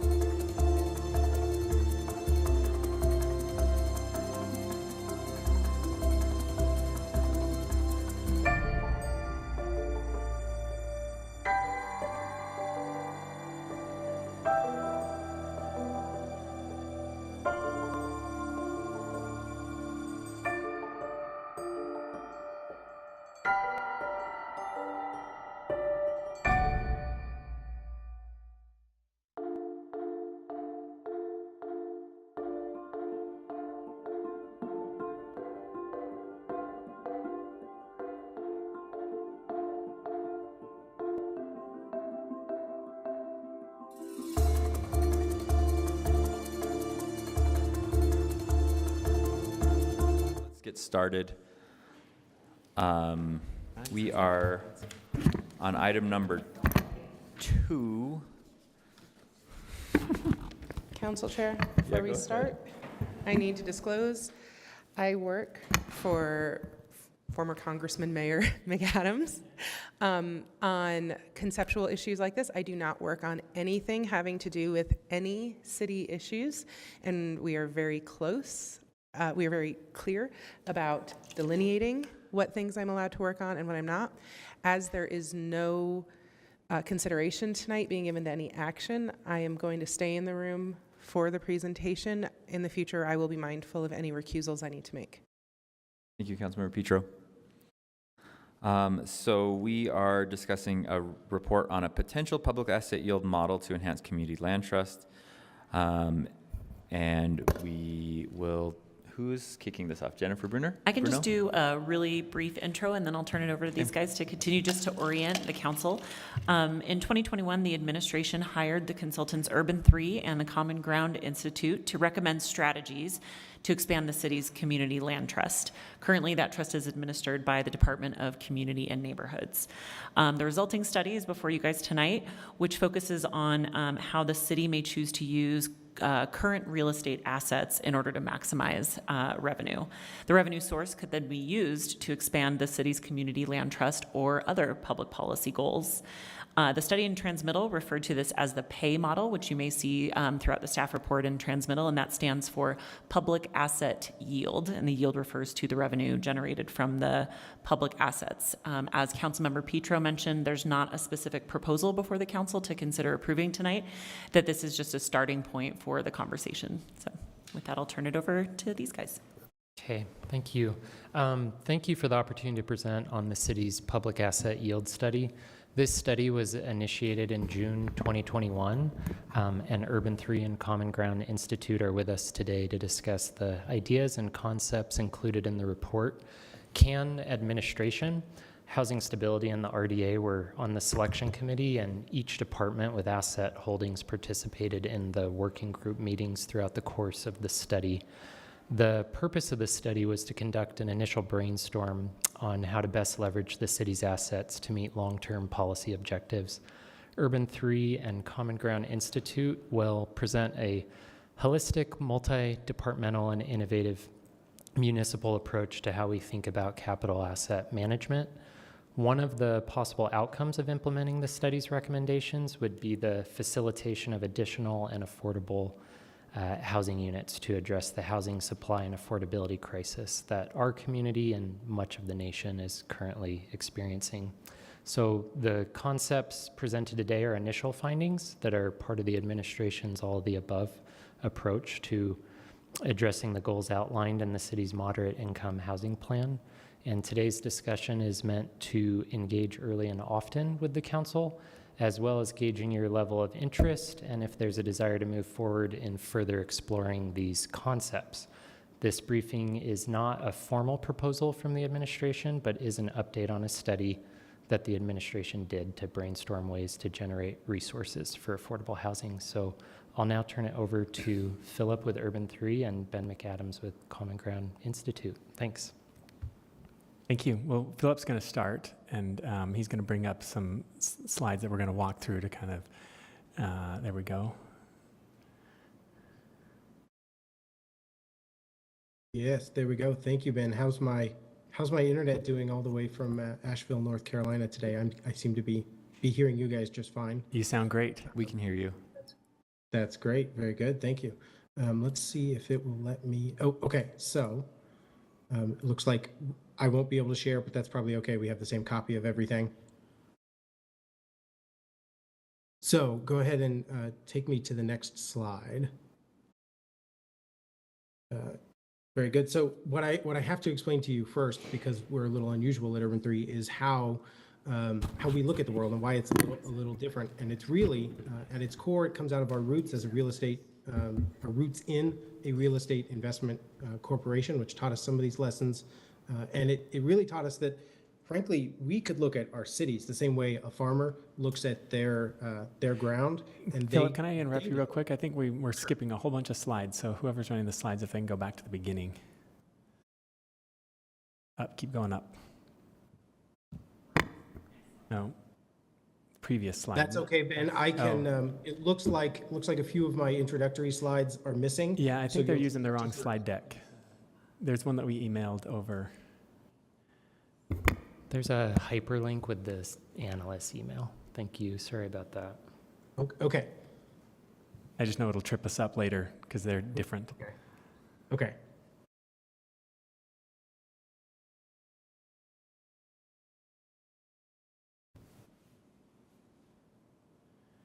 I think while they're pulling that up, you can go tell us about being a farmer. Okay, no, that's good. Yeah, so this Yeah. this is just a metaphor that I think can help everybody see the world the way I see it, so that this presentation makes a little more sense. But if you think about it the way a farmer thinks about it, they know, or well, they hope that what they're going to spend on that field is going to pencil when they get that crop out, and they know that per acre their bushel price for the corn is going to cover their costs. Why don't we get to think about our cities the same way? Why don't we think about the buildings that we add to our city and the parcels that we choose to grow, not unlike a crop for a city, for a farmer? For your city, is that crop going to be a good one? Is it going to pencil out for you in the long run? And so that fundamental idea of thinking about our cities the way we think about a farmer would think about their farm, or frankly, the way you probably already think about your gas tank. Are you really concerned with the size of the gas tank in your car, or are you more interested in how many miles per gallon you're going to get and how efficient it is and how far it's going to take you? That's the same way that we're trying to contemplate our cities, and we call that an economic MRI, which is what that very first slide that you started to get to contemplate is about. We use that as a tool to understand our cities a little differently and understand their potential revenue as well as their potential value. Would it help if I show the slides from my end? We could try that as well. If you can't, I don't know if he has permissions to, but if you can, that might work. Our staff is having to download the link. Sorry, we didn't realize that we had to download it until just now. I'm sorry too. That's See if your permissions will allow you to share, and then in the same time, our staff is downloading it. Sorry about that. It looks like they won't at the moment, but I wonder if that's something that can be changed. Oh, now they will. So how about now? Perfect. Thank you so much. Sorry about that. Okay, no problem. We can think about it as a farmer. Here's the example that turned us on to this notion.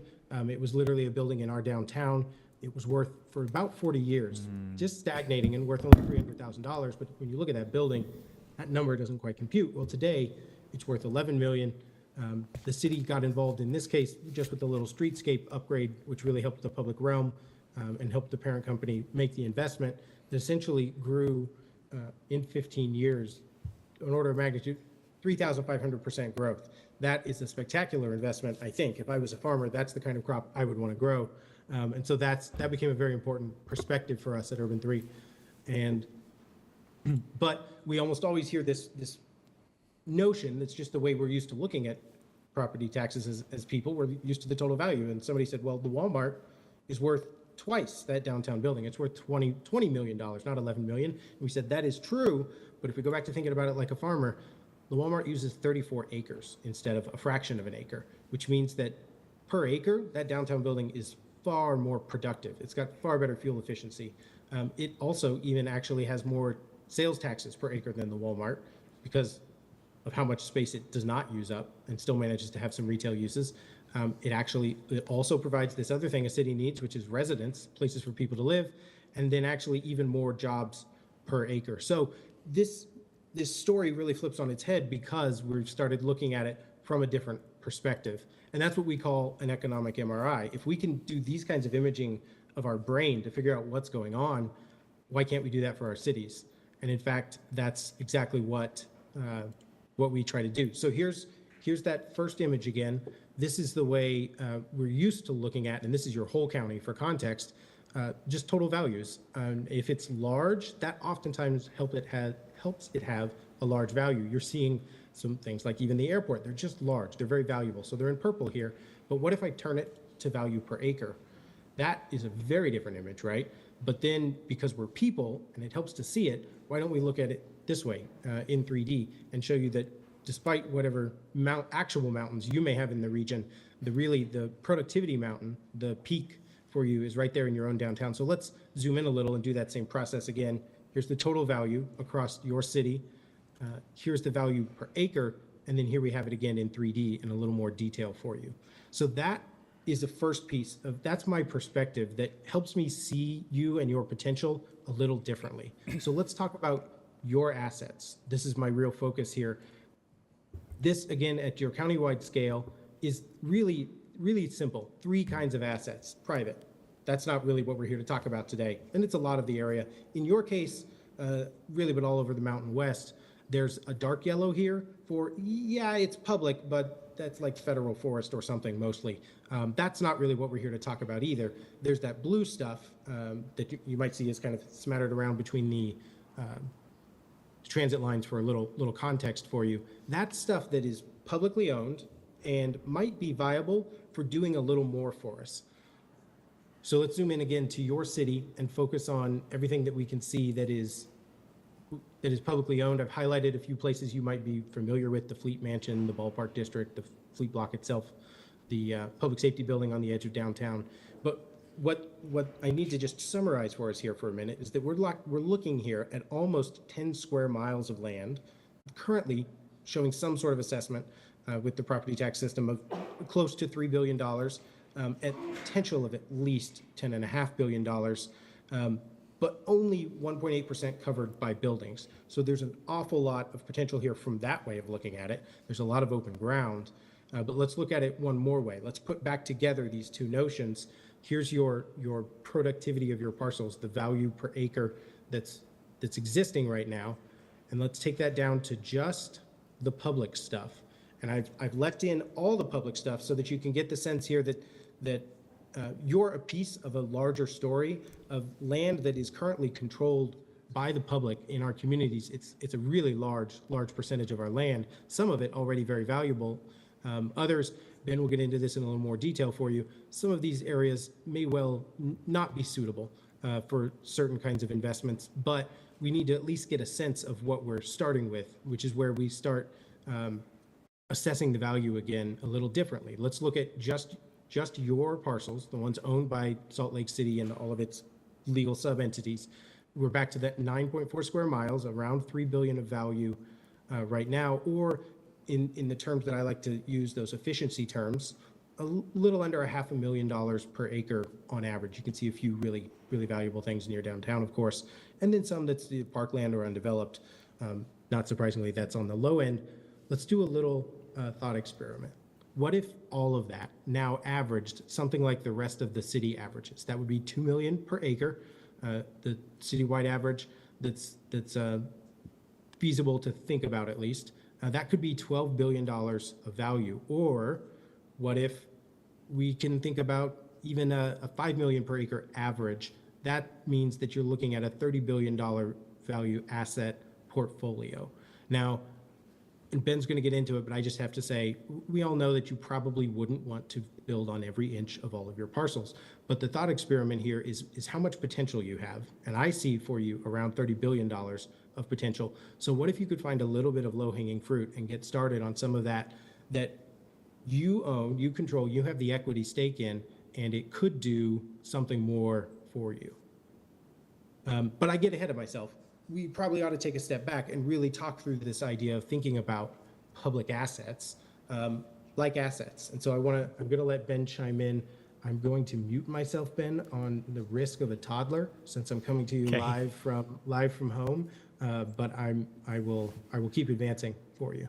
Okay, thanks. So some of you had the opportunity to meet Doug Detter when he was here in Salt Lake. When I was mayor, we brought Doug to come and talk about this stuff. And Jen, I think you were there, right? So he is thought when people ask like, has this been done before? So Doug pioneered this work in Sweden. It's done in Europe and Asia, and pretty common outside of the U.S. It's much less common inside of the U.S. about using these assets. But I often tell the story, and Philip, I'm going to depart a little bit to tell the story of my daughter, right? So when we think about what we're doing here, our constituents, the residents of our cities have figured this out, right? They'll find their assets that they're not using. Oftentimes it's a your house when you go out of town. You're not going to be using your home, so you put it on a timeshare or an Airbnb, which I know is the bane of existence for councils. So I'm not endorsing that concept, but our constituents, right, have figured out how to use assets they own that are underutilized and put them to work. So my daughter, she got her driver's license. She's now 17, so it's been about a year and a half that she got her driver's license. And she had been saving up since she was young, and she bought a car. She bought like a 2013 Mini Cooper. And she's ever the entrepreneur. She found this app, Turo, that she could rent her car out on Turo, kind of like a Hertz or an Avis, right? And of course, I actually endorsed this idea because every day that her car was rented out, she was not driving it. So it felt really good to me too. But I tell this story to say people have figured out how to use their assets. And that's what we're talking about here. When I was mayor, I remember I got elected mayor and I wanted to focus on early childhood.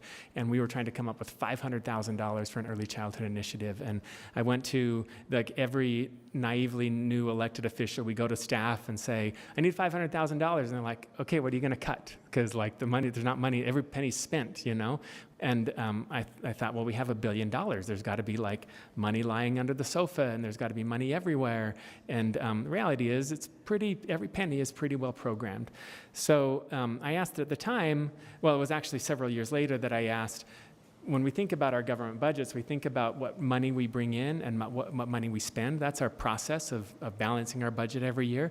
What we don't think about is our balance sheet, our assets. So I could figure out what my net worth is. I'd add up my student loans on the negative side, my mortgage, all the debts that I have, and then I'd say on the positive side, I own my home, I own a car, and I can figure out my net worth.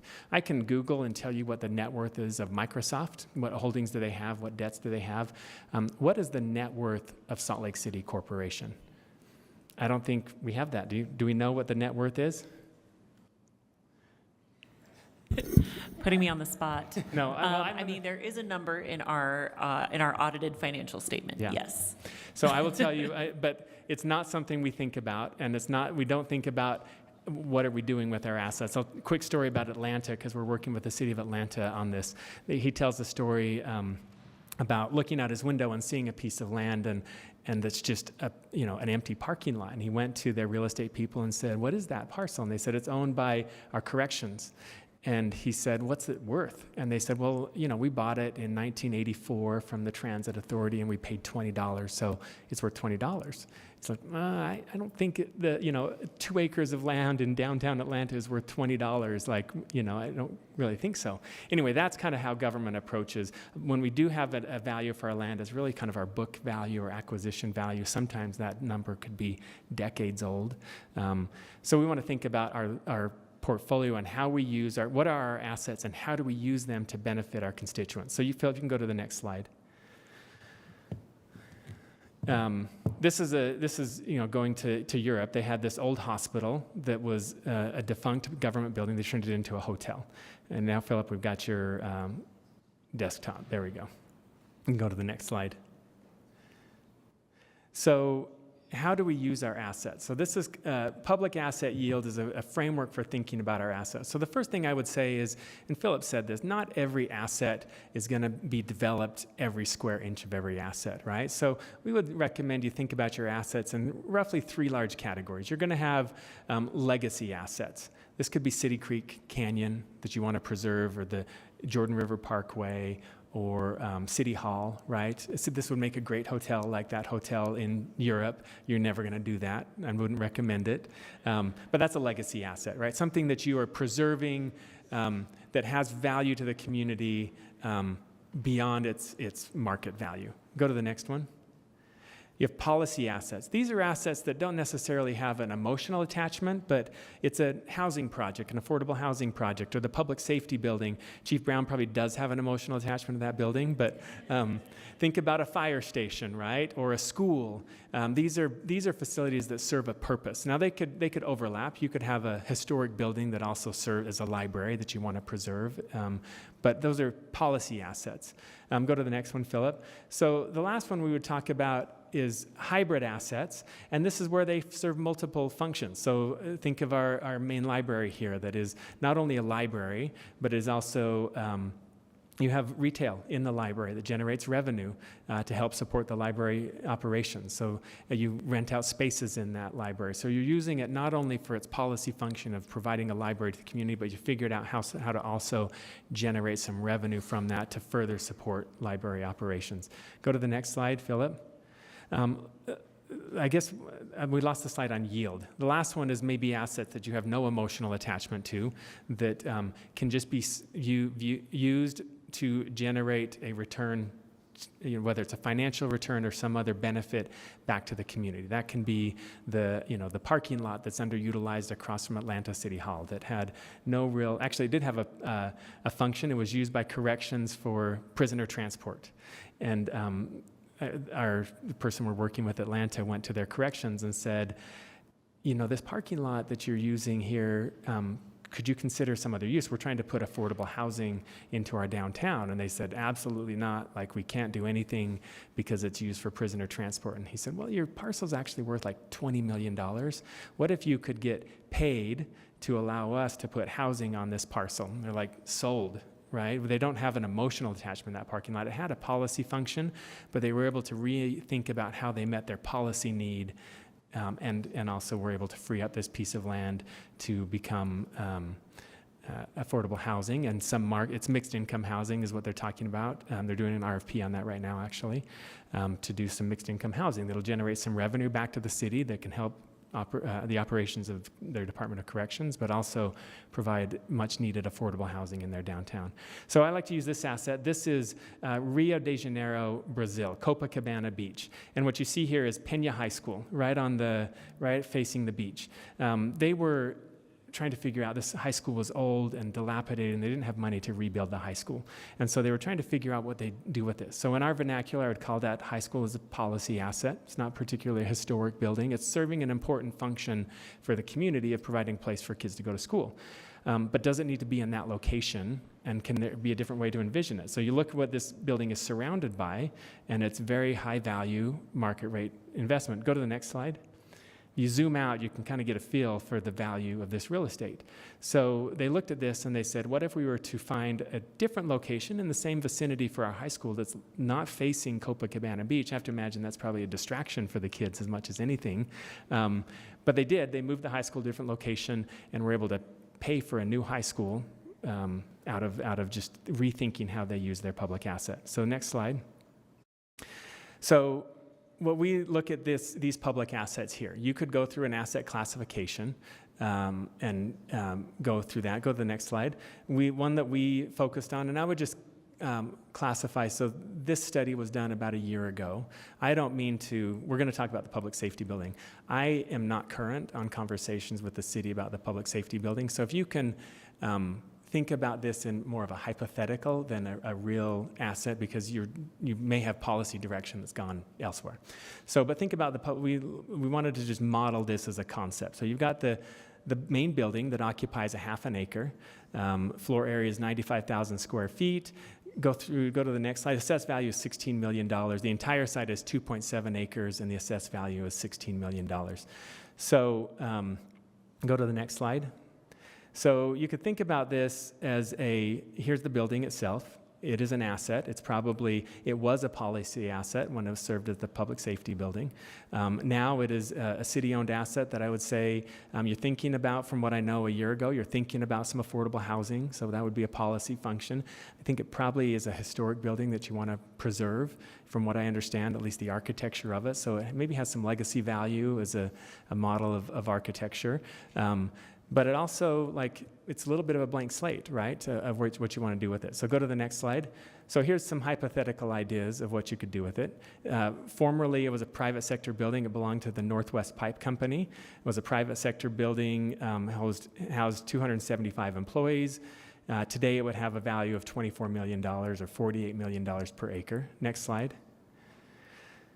To just put this into context, you see the blue stick on the right there. This is how it would fit into that three-dimensional landscape of Salt Lake City, as if it were a private asset at $24 million. Next slide.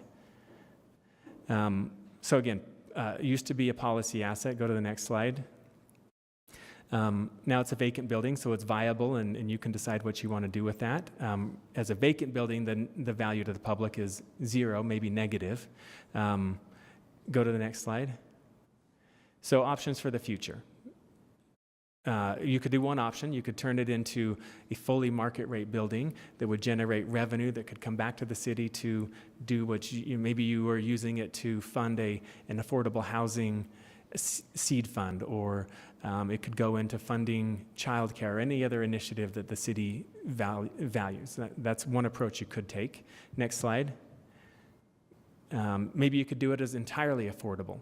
And that would be a different approach, and that would certainly provide a public benefit as well. Next slide. You could also think of it as a hybrid, right? So what we've got here is the ground floor serving a function of childcare, some things we've heard you've talked about, the UTA break room, community resources, other amenities. You could maybe do some affordable housing in this building, and then you could also do some market rate, and maybe that market rate helps to offset the cost of the affordable, generate some return to go back into the building or come back into the city general fund to do other priorities that the council designates. So this would be an example of a hybrid asset use of that facility. Next slide. Then we think about the rest of the 2.4 acres that you've got there. Go to the next slide. You see there, if you were to just take that, go back, that Northwest Pipe building and replicate it, you could fit 3 to 4 Northwest Pipe buildings on the same parcel, and also create, any mix of public policy benefit or a yield benefit to come back to the city. So you could do that. We just kind of cookie cuttered it there. Next slide. So you look at that public safety building, and what that could do then is you can generate revenue that can then go to other parts of the city to support maybe the cultivation of this public asset policy, and kind of lubricate the concept and generate new opportunities and new benefits that come back to the public. Or it can come back to the city general fund and do other priorities. So we are working with 6 cities right now around the country through our Putting Assets to Work policy incubator. This is something we started after we concluded this work with Salt Lake City. So we're doing the same work on behalf of the cities of Atlanta, Cleveland, Chattanooga, Annapolis, Maryland. I'm looking at Victoria. This is what Victoria's helped me on, is we are definitely not working with Salt Lake City. We're working with other cities, Lancaster and Harris County, Texas, which is the Houston area. They're looking at different models they all, as we went through and worked with Urban 3 to inventory their assets, all of them have billions of dollars of potential assets, and we're figuring out how to help them create the structures within government and the policies that can unlock the value from these real estates, like my daughter unlocked value from her car. So this is a very rough framework. This is, again, theoretical and would have to be tailored to the specific idiosyncrasies and needs of each jurisdiction where it applies. But where you are, as we've done this map of your assets, you could go and categorize those assets and start to think through them. You have a lot of assets. I would encourage you to not get paralyzed by a decades-long discussion about whether a parcel is legacy or yield, and really start, like what we've advised other jurisdictions to do, is just go for the low-hanging fruit. If something's tricky, move on. You can come back to it at some point in the future, but for now, you're going to have some easy cases, and how you can approach this. So you're going to set the priority. You're going to take an asset, let's say, again, the public safety building. You're going to figure out what approach you want to take to that. That is, you have the structure to do that. That's an interplay as you're looking to surplus a property. That's an interplay between the executive branch and the legislative branch to figure out what parameters you want to ascribe to that facility. Do you want it to be net zero? Do you want it to have X% affordable? Do you want to preserve some open space on the parcel? Those are all things that you have public processes to decide right now. So that's that second column in that chart there. At the point that you are ready to then offer up an asset to a process like this, we envision a pay team, a public asset yield team that can then take and they'll probably they would be a team that's maybe working with the council and the mayor's office to figure out the approach that you want to take on each individual parcel. Each parcel presumably is going to be different. You're going to want to take a different approach. And at some point then you're going to want to engage with a developer or a finance finance professionals who are going to come in. This is going to require private capital and private partners to come in and to take that asset from the state that it's in the present to something in the future that's going to meet the goals of the city. You can do that through various mechanisms. We can get into some of the specifics of how we see that happening with the cities we're working with. Different cities are taking different approaches. I think there's a lot of room to customize it to what you're comfortable with and what is going to help you to scale it and move this initiative forward. Ultimately, that parcel then starts to create a yield. And that yield can, again, you would decide what you want to do with those revenues. That revenue can go into an affordable housing initiative. That's what Atlanta is doing, is they have a goal to create 6,000 new affordable housing units in the next 6 years. It can go into other programs. It can come back into the general fund. We are encouraging people to appropriate a portion of that to help to build this function so you have more capability to do it. It's going to be hard to do it on the backs of overworked employees, but you might want to build out the capacity to do something like this if you're looking to scale the initiative. But that, again, is all in the implementation and really subject to the discretion of the executive and legislative branches of the city. So I would maybe pause there, and you had some great questions on the staff report, but happy to engage in more of a discussion or any questions you have about it. And probably we'll leave that slide up because we may come back to it as we talk about it. Mr. Chair. Yeah, go ahead, Councilman Rodriguez. Appreciate it. Could you go back to the spike charts or something like that? I love this idea, and I think I read an article basically on this same subject, but it was also, it incorporated the infrastructure costs, the costs associated or the negative side of the house of development, why density is invaluable to a city, and it costs a lot less also because you have the density and because you're building in a tighter area than having single-family homes and spread out across the whole valley. That's right. Yeah, Philip didn't go through that when he was talking about the Walmart, but certainly that Walmart has a lot of frontage that's going to be expensive to plow snow and to fill potholes. When you think about frontage per value or dollars per value that's spent on stormwater and sewer and snow removal and maintenance and that, yeah, it's going to be really expensive. So thank you very much. I appreciate it, because that was my point. Is like, hey, this land may be great value, but it's also going to cost us a lot. Not the example used of the public safety building, but someplace out in the middle of nowhere. Oh yeah, but we got to build roads, we got to build sewers, and so yes, it's not really a place to build because it's going to cost us an arm and a leg to build out there and actually to service that area. So I appreciate that. So thank you. Great point. And I think that spike really shows the value, right? The value per acre, and yeah. I have a question, Ben. So this, a lot of what you described sounds very similar to just what we do when we develop on city parcels. But in my understanding, there's another piece where we would actually remain as an equity partner in the project so that we could then retain revenue.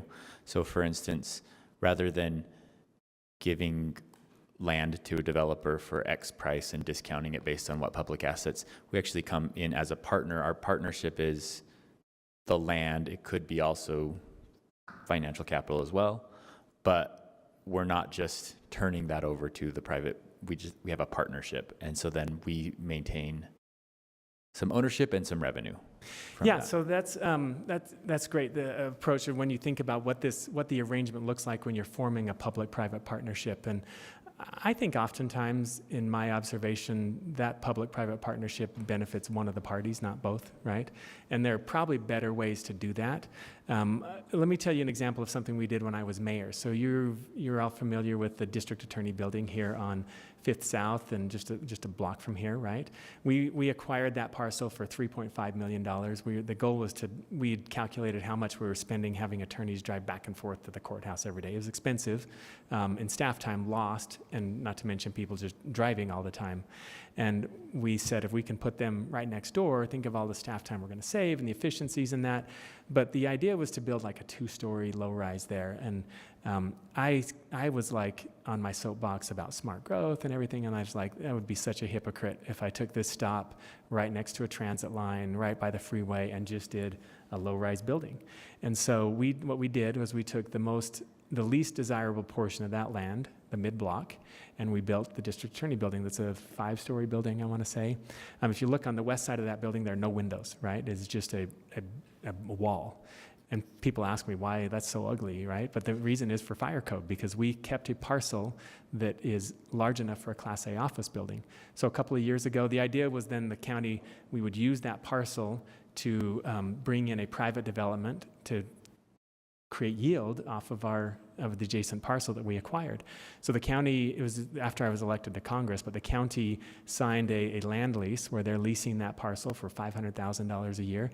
Next year, they will have paid off the acquisition of the land, and they have another 94 years to collect revenue, and they have built in an escalator off of that parcel of land. So it's meaningful when you're trying to find pennies to fund criminal justice reform initiatives. So you can sell it, right? I think it pains me a little bit. There are going to be times where the right answer is to sell it. I'm not going to say that that's never the right thing. But what I would hate to see is fire sale, liquidating all your assets to just plug a hole in your budget. You spent 100 years acquiring these parcels, and to just use it next year so you can fill a few potholes versus thinking sustainably, how do we use this asset we have to generate a revenue stream that can benefit our residents for decades to come. So you could sell it. You could do the land lease like Salt Lake County's done. The other approach that we're modeling with the governments we're working with is an equity approach. So where you contribute the land and you become part of the capital stack, essentially. So you would have other private dollars coming in, and you do that development. And let's say you own that parcel of land's worth $5 million, and you have a capital stack of 20 million, you're going to own 25% of the development. So when that development moves forward, you get 25% of whatever that generates. I like that approach. It's not always going to be that that's the right approach, but I do like that approach because you are similarly situated with the private sector. So you're going to do as well as the private partners do. There's no winner loser in that. It's a win-win. And you get to capture the upside. I think that's a particularly interesting approach when government has the ability to create its own weather system sometimes. And what does pain me is when you see government will sell a parcel and then put in a transit stop, put in a park, put in a trail, improve the amenities of the neighborhood, and the person who benefits was somebody who bought that parcel for pennies on the dollar and then saw the appreciation go exponential. When you could stay in and maintain a piece of, that you're going to create a new weather system in a community, why shouldn't the people of Salt Lake City benefit from the hard work and investments you're going to make in a neighborhood? And I think one of the things we see a lot of times with those efforts to remedy blight is the unfortunate outcome is gentrification. The people who we're trying to help then get priced out of the neighborhood. And I think there's a better approach where you can capture the benefit that you create and put that back into the people so they can afford to stay. And maybe, it could be an affordable housing initiative or a home buyer assistance program or a rental assistance program, but something so that people who lived in that community, who supported the investments that happened in that community, can stay there and benefit from the upside, from the benefits that occur. Councilmember Fowler? Thank you, Mr. Chair. And I appreciate your question because I was headed down that same path with you. Because I appreciate, I can't not call you Mayor McAdams. It's just weird in my brain, or congressperson. Mayor is my favorite title. If you were going to call me anything, Ben is totally fine, but if you're going to call me anything, it's mayor. You back then. Anyway, so I do appreciate this, but when I look at this, I can distinctly remember a graphic very similar to this that Tammy put together for our RDA. Because I think that our RDA does exactly this in a lot of ways, and that revenue generating is the whole point of the RDA. And so it's, for me, it's just interesting because when I look at the assets and the different, I equate that to the assets that we buy. And I turn this more from the city council because we are kind of limited in some ways than the RDA is and what we can do there, and kind of as, it's all limited and it's all legal and it's all done by structure and it's all transparent, but there's just a little bit different creative tools that we have there. And again, I go back to this and say, I can like picture the mission and the value and the priorities that we have within there, that I can praise Tammy for having these amazing graphics. And then really everything here, we do RFPs already. We put, which people are not happy about having RFPs all the time because it takes too long with government. And then we go to the public asset yield, and exactly what we do is affordable housing programs, adaptive use programs, looking at ADU assistance programs, looking at community land trust programs, looking at West Side Initiative programs, looking at all of the things that really we're already doing and we're using through that revenue generating type of model. And it may be not as quick acting in some ways, I would say. I get that, because it's, it's all run by elected officials. But when you're looking at a public asset, kind of seems like the elected officials should also be the ones that are helping to make that decision of where things go, right? And so, I mean, I love this concept because it seems like we're already doing it. Well, I would say, first of all, we're not here to recommend a structure, right, at this point. This is, if you want to go down this path, I would encourage you to, we're working with our 6 other jurisdictions. Each jurisdiction's taking a different approach to how they structure it, and it's based on kind of, again, idiosyncrasies of each entity. And you're welcome to do that. We're not at the point that we're saying, here's the approach we think you should take. I will opine, just as a former city employee and mayor myself, I think there is a distinction between this program and the RDA. First of all, the RDA is bounded by geographic limits, and I think this is focused on the nature of an asset. Now, there can be some overlap in that, but not every publicly owned asset is within an RDA, nor should it be. But certainly the RDA is one vehicle that can be used to do that. One of the things, I used to teach law school before I branched off into public service. I taught here at the U, and I taught securities law, so the investment law and stocks and bonds and that. And I would start my class with a story. I would say a joke. I would say there are 2 economists walking down the street, and one economist says to the other, "I think that's a $10 bill lying on the ground up there." And the other economist says, "You're such an idiot. It is not a $10 bill. If there was a $10 bill lying on the ground, somebody would have picked it up already." So again, I think that, why you could say it's already happening. It's already been, the $10 bill's already been picked up. I would say, I would go back to the map of publicly available assets that are underutilized and say, we are missing an opportunity to put assets to work for the benefit of our constituents. It's up to you to decide what's the best way to do that. I agree with you that the RFP approach is it's what we have right now. There are better ways. You're never going to get to scale when you do an RFP approach. There are better ways to do that, and we are developing some of these mechanisms with other jurisdictions that we're working with. But at this point, the goal is to just illustrate that Salt Lake City has assets that can be used for the benefit of the residents of Salt Lake City, and they're there. Councilmember Wharton. I get the examples that you walked through, with the high school. That makes sense. Even the example with our own old public safety building makes sense. But a lot of the property I won't say a lot. One of the pieces of property that stuck out to me was like all of this area around like a spaghetti bowl of a freeway. And to me, those are, how could you ever find something how could you ever unlock that?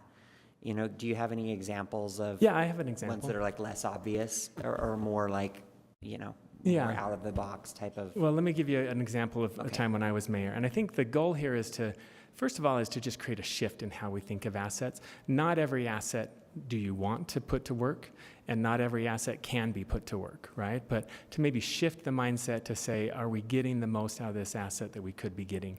So the example that comes to mind when I was mayor was we were trying to build a convention hotel. And convention hotels do not happen without some type of public partnership. That was an impossible, we had tried for 30 years to get a public partnership to make a convention hotel happen, and it just wasn't going to happen in Utah.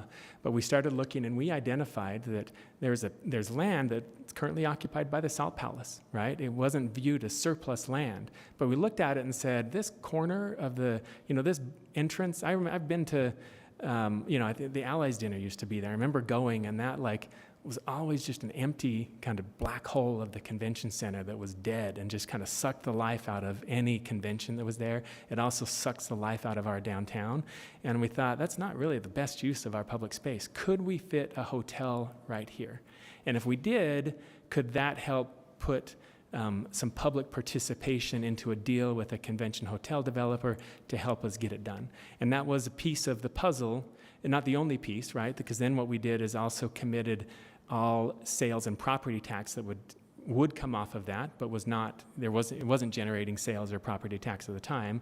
And so we committed the land for a period for 20 years, I think, and the sales and property tax for 20 years. And that was enough to get an incentive that got us a hotel developer to the table and got a convention hotel. So I'm not speaking about the spaghetti bowl per se. I'll tell you about an Atlanta example. But what I want to first say is the idea is to start thinking differently about every square inch that we own. Are we doing the most that we can with it? So Atlanta, Dan's going to like this. Atlanta is in the process of, they have a big freeway, like most freeways in America, that have divided communities. And they are doing a freeway capping project and building on top of their freeway new development. And they think that it'll pay for itself because of the new development they're going to bring in on top of their freeway that can then start to unite two parts of their downtown. Dan has an analogy he's thinking about. So... Councilman Dugan, I'm sorry, I should use titles here, sorry. Mayor McAdams. Yes. In the example of the convention hotel, did that throw off revenue for the county, or was it they were providing the land and the future tax increment from that in order to get the desired public benefit of having a convention hotel? So the land doesn't throw off any revenue. What we would say is it's going to land us conventions that we weren't landing before, and they're going to shop at City Creek and eat at restaurants. Yeah. So in the broader sense, yes, it'll bring revenue. But I don't know that I would think about every asset as having to create $1 back to the city's general fund. So what Atlanta wants to do is they don't want cash in their general fund. They want to use their upside to buy affordable housing units, right? So I would say, so I kind of use the word opportunities. Opportunities can be cash, but opportunities can be affordable housing units. It can be a convention hotel. It can be other things that the jurisdiction desires. So Councilmember Valdemoros had her hand up for a minute. We didn't see because she's over there. Go, Councilmember Valdemoros. Thank you. Ben, it is music to my ears, and whoever idea was to bring Ben and his group, or the mayor, former mayor, to his group today and show us how to rethink our assets, kudos to you, because this is something that shows for a few years now we've been talking about. So I'm so glad that you put it into words and in a good graph to understand the importance of buildings and the categories that you have. It's amazing because we can do a lot of good things for the taxpayers for years to come. And that's why, I've stressed the importance of holding on to our assets for a little bit longer instead of sometimes giving them away. But I heard you say that sometimes that's the right way to go. But for the most part, what I heard you say, let's keep them for longer so that we can have that ongoing revenue and for our budget. So I appreciate all that was said today, and I hope that we take this in consideration as a group and keep moving forward as we think of the future of our city. So thank you, Ben. Thank you, Councilwoman. Thanks, Councilmember Valdemoros. Councilmember Petro? So I probably should just stay quiet. But I think especially as we look at things like the North Point Small Area Plan, we are desperate to try to preserve some of that natural area. and to preserve some agricultural land, and our general fund just isn't sustaining it. In Annapolis, which we're working with, they're literally losing coastline to climate change because of unique issues. They're reinvesting exclusively in green structures. They've created a resilience authority. These kinds of revenue streams are the kinds that not only protect us on the fronts that we need, and making the assets work is required for that, it also maintains a livable city, because we cannot continuously go back to property owners as the one revenue source that we control. We have got to find other sustainable revenue streams, and things like protecting the shores of the Great Salt Lake is the perfect example of not everything should be subject to capitalistic pressures, but we always have them. So having capital not dependent on already stressed out property owners is like, it's my dream. This is literally why I continue working, and it's something I've seen Cleveland and Chattanooga in particular do so well. And I really would love, in Cleveland, they're rewriting literal generational disenfranchisement using these revenue streams. So this is something I would love to be able to work to implement, and I'll recuse myself on every vote. I'm fine with that. I'm trying to parse through because it seems like a good idea. I'm trying to parse through how it's different than what we're already doing. And I don't want to use this example, but I'm going to. So the Utah Theater was an asset. Okay. I don't want to use this example, but anyway, it was a public asset. We determined that it was worth X number of dollars, and it was a contentious issue, but the ultimate decision was that the land was worth this much. We're going to write that down because we're going to get these public benefits, and there's a public park and whatever the benefits are, we can debate whether they're good or not. But we gave away property, and we in return got some affordable housing and some things. Am I to understand that the difference for this would be that if we have a property like that, we would actually partner using the land, not ask that development to, within the development, produce the public benefits of green space and affordable housing, but that we partner and receive revenue from that? So for instance, if that building was 100% market rate and highest and best use in terms of economic dollars, a percentage of that, 10%, 25%, 50% of that comes back to the city, and we have then an ongoing revenue stream, and we also have ownership in the project, so that if the land value increases, we could, our value goes up as well. Mm-hmm. So that's creating a revenue stream that we then use that revenue stream to go invest in affordable housing over here or improve public parks over there. But it might be that the specific asset that we're trying to cash flow on is not the one that's producing the public benefit. It's the one that's producing revenue with which we will create the public benefits. Am I? So I would say we're not saying that is the approach you have to go. Certainly taking an asset and exchanging your value in the asset for other community benefits is one approach, right? Another tool in your tool belt might be to do a market rate development. We analogize it to like environmental space. So when you think about doing a net zero building, right? You're gonna use double pane windows, you're gonna insulate, you're gonna use low energy appliances, different things. But at the end of the day, you might not be there. But then what you do is you take a little bit, you get this. So we're gonna buy renewable energy from a utility scale solar somewhere else, and it's gonna get the last little bit to get us there. So we talk about, you can think about an on-site benefit. We're gonna take this parcel and build affordable housing.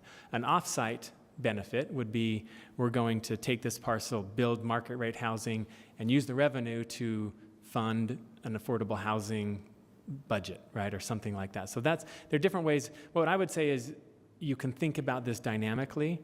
Under this approach, you might decide that the right approach is to write down the value of the building, have affordable housing on site, have a park, have some renewable energy, and you're not going to get any revenue out of it at that point, and that's okay. Right?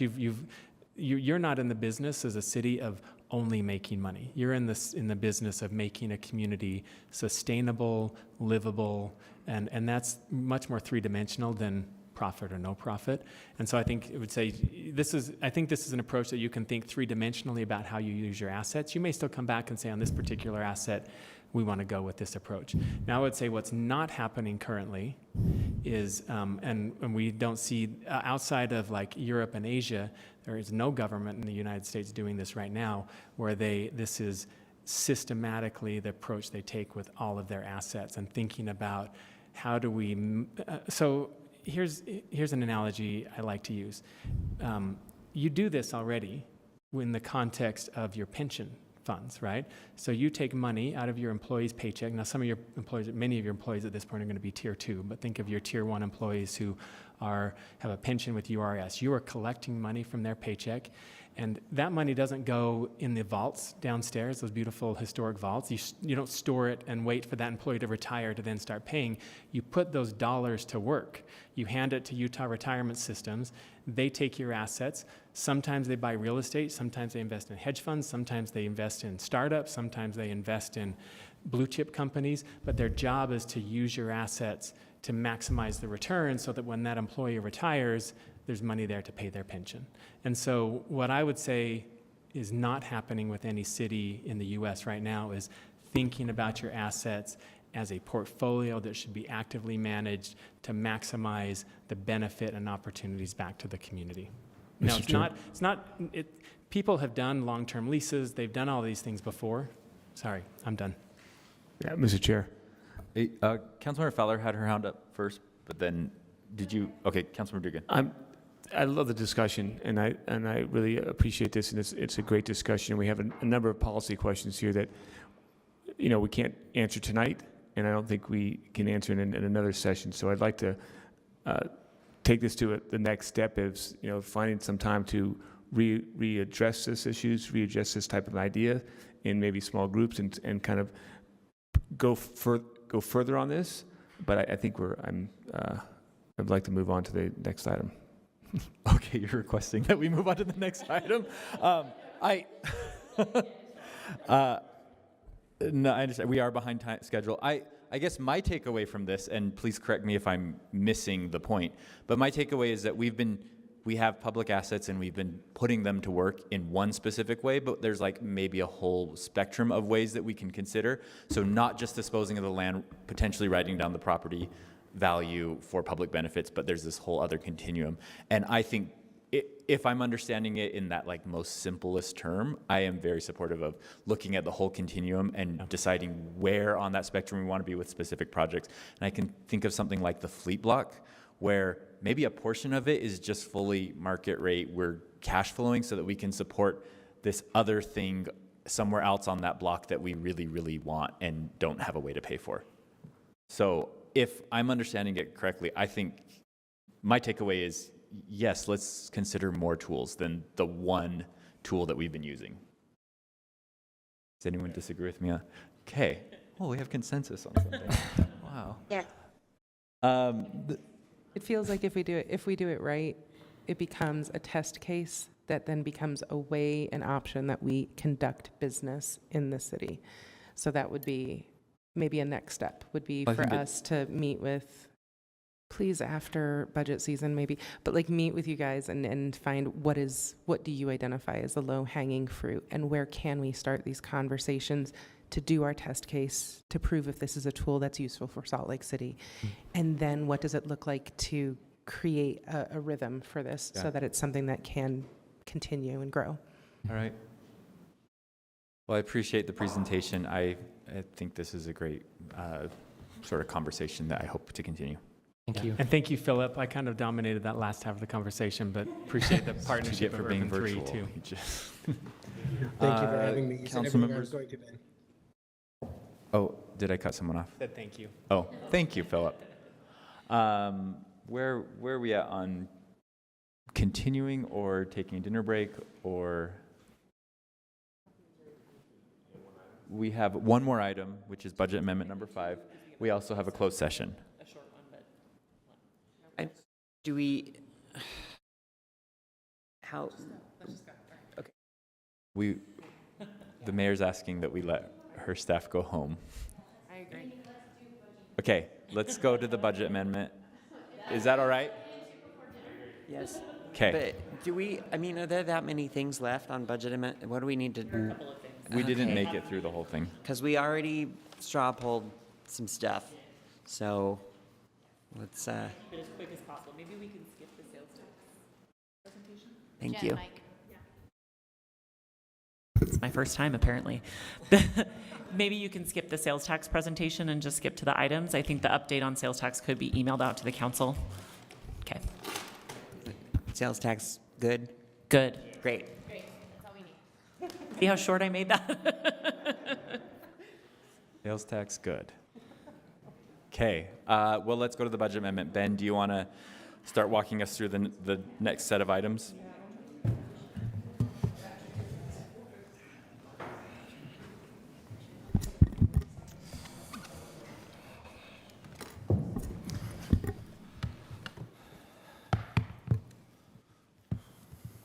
So we got through almost all the items at the last briefing, except for A9 and the council added items. You may recall partially adopting item E1, $2 million for rental assistance from the U.S. Treasury. The Community and Neighborhoods Department is looking into options to use the remaining $2 million for additional rent assistance through other programs and partnerships, since the state said they were not interested in taking more than the $2 million that you approved. We don't have those options today. We hope to have them for next Tuesday. So I'll jump to A9 and then go through the council added items. A9 is police officer bonuses.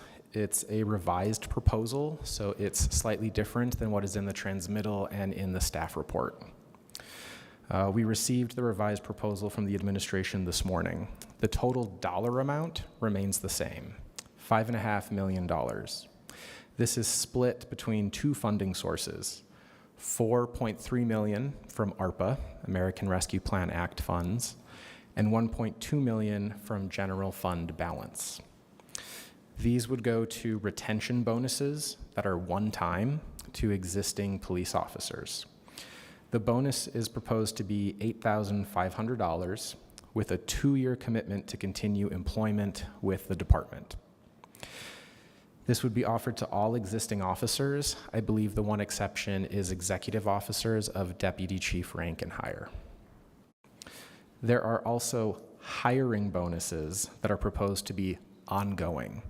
So this is, you only get the bonus once, you're only hired once, but there would be additional funding needed in the annual budget in order to continue providing this hiring bonus in future fiscal years. Same amount, $8,500, for the same 2-year commitment to continue employment with the department. If an officer left before the 2-year commitment was over, then they would have to repay a prorated amount. So if they left halfway through, they would have to repay half of the bonus. The department currently has 39 vacant sworn police officer positions. The intent of the bonus program is to incentivize longer retention of current employees and hiring more faster. The end goal being reaching full staffing or functional full staffing, since it's always a moving target. It's different day to day, week to week. The number of police officer positions, taking into account the 39 that are currently vacant, would be a 93% of police officer positions are currently filled. However, this does not include officers that have not completed training, so they're hired, but since they haven't finished training, they can't be out patrolling like a regular full-time officer. There are also 26 civilian vacancies. Civilians would not be part of the bonus program, but sharing that for context of the department overall. The bonuses would be staggered, so an employee's hiring date anniversary is when the bonus would be paid. And this is by design so that all the bonuses wouldn't end at the same time and potentially result in an increased number, of officers leaving at that time. The bonus is a higher cost to the city than just the $8,500. There is a pensionable contribution required by the Utah retirement system. So in addition to the $8,500, there's a little more than $4,000 that has to be paid into the pension for that officer. So the total cost to the city is over $12,000 for each of these bonuses. If the item is approved using the recommended funding sources, the total amount of ARPA funds that have not been spent is a little over $21 million.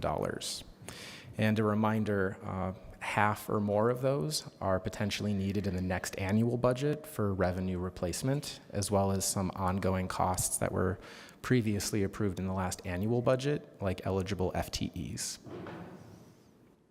That's it for my summary. Can you repeat that? Yes, I need to visualize these numbers you're talking about. the remaining ARPA money is a little over $21 million if this item is approved.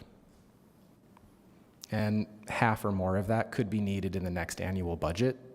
Revenue replacement is by far the biggest item, but there are also eligible FTEs that the positions are currently filled that in previous discussions were planned to continue to be funded with ARPA.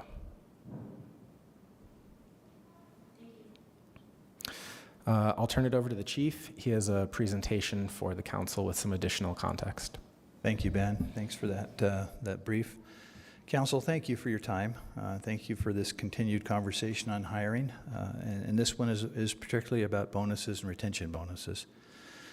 The greatest strength of our police department is the people. It always has been.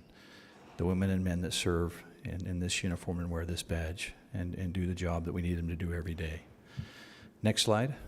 And I've always committed to this community, to the council, to the C-Rep, to the mayor, that we would always hire the best and brightest to serve these communities, to make them safe and thriving for all. But there is a crisis across the country right now, and it's not just here in Salt Lake City, but across the country. When I meet with other chiefs from different agencies, they're all struggling to hire good qualified candidates and to retain good qualified candidates. New York just recently reported that in January and February of this year, 2023, 239 officers have left the force. That's in 2 months. Those are record numbers. Gratefully, we're not seeing that here in Salt Lake City. Next slide. Just to give you a snapshot, and Ben kind of hit on that, the total authorized staffing for the police department, and these are sworn police officers, is 597. We have 558 because of those 39 vacancies. But we currently have 57 officers in an academy position or in an FTO training position that are not on the street. And that's kind of the draw. You just can't hire, flip a switch, and say they're on the street. It takes 24 weeks of an academy. It then takes 24 weeks of field training. So it takes 44 weeks from the day you set them in a seat to the day they can take their first call in our community. That's 11 months. That's a lot of work. Next slide. We have been hiring as fast as possible. One of the fastest ways that we can bring good officers into our ranks is through a lateral hire. A lateral officer is an officer from another agency, whether it's in state or out of state, who already has police officer certification. When they come, we can put them through a 2-week academy and then put them into a 10-week field training officer course and have them on the street within 12 weeks, much faster. They embrace our policy and our culture, and they are really good officers that serve our community well. Next slide. The total number of resignations and retirements for 2023 is 35. That is something that is really crippling us. If we continue at that pace of 4.6 employees per month, we would be looking at 55 officers leaving our department by June of 2023. We have got to stop this loss. I mean, the institutional knowledge and experience that's walking out the door is killing us. These are great officers that have served our community for many years and still have a lot to give back to this community. Another thing that's really difficult is as our numbers dwindle, we're having to rely upon overtime. and this is mandatory overtime. We're having officers coming back and filling additional shifts so that we can continue the service that our community expects. But the one problem with mandatory overtime, it's really hard on morale. I mean, when you tell people, officers, they can't have their days off and they're going to have to come back to work for different things, they're willing to do it. But we need to look at another model or something better to fill our ranks. Next slide. Oops, mine got messed up just a minute.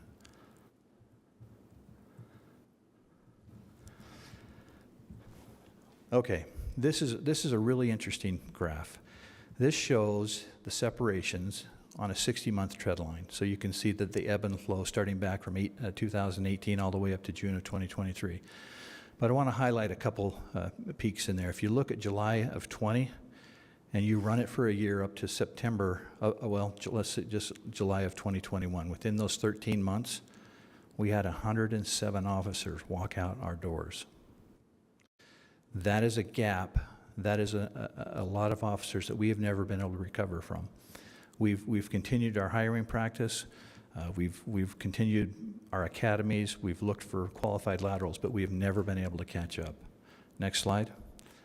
This current proposal really does provide that retention bonus for the sworn members, no matter of their hiring date or rank, and that would be $8,500 with a 2-year commitment.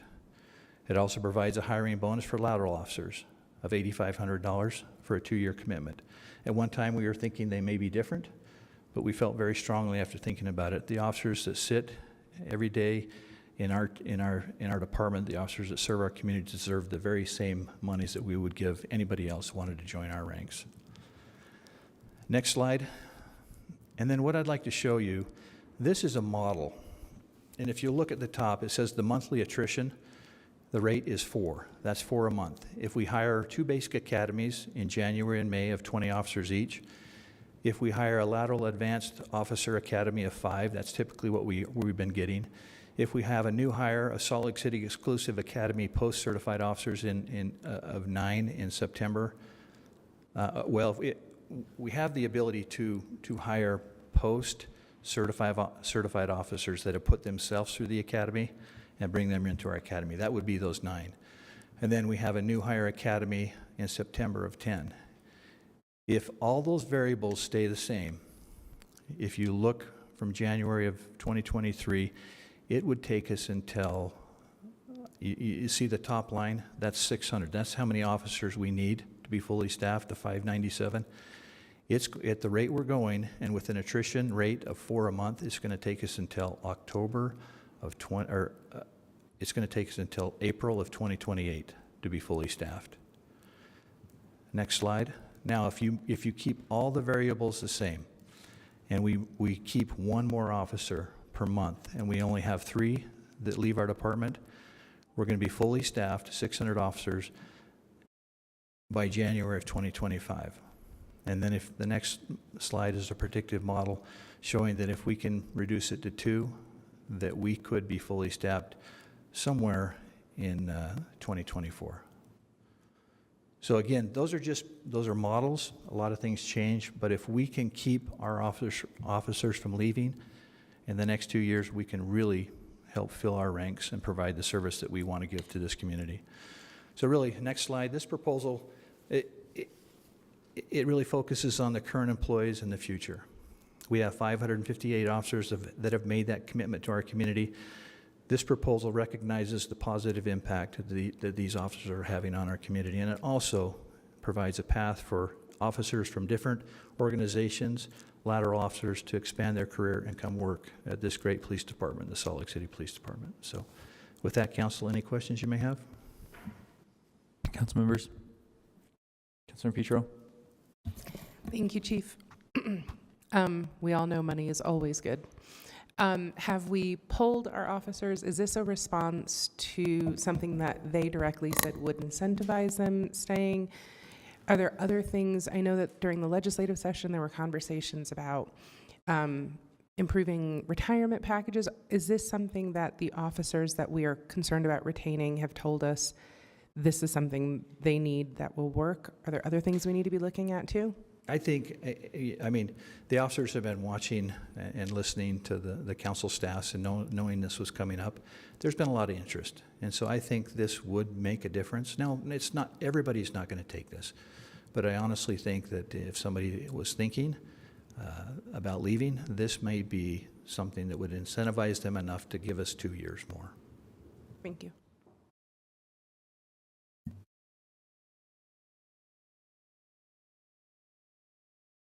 Council members? Ben, is this something that we are needing to straw poll today, or is it just something that we can get public input on at the next hearing? There's no request to straw poll it today. You do have the continued public hearing next Tuesday and the option to vote on items next Tuesday as well. Okay.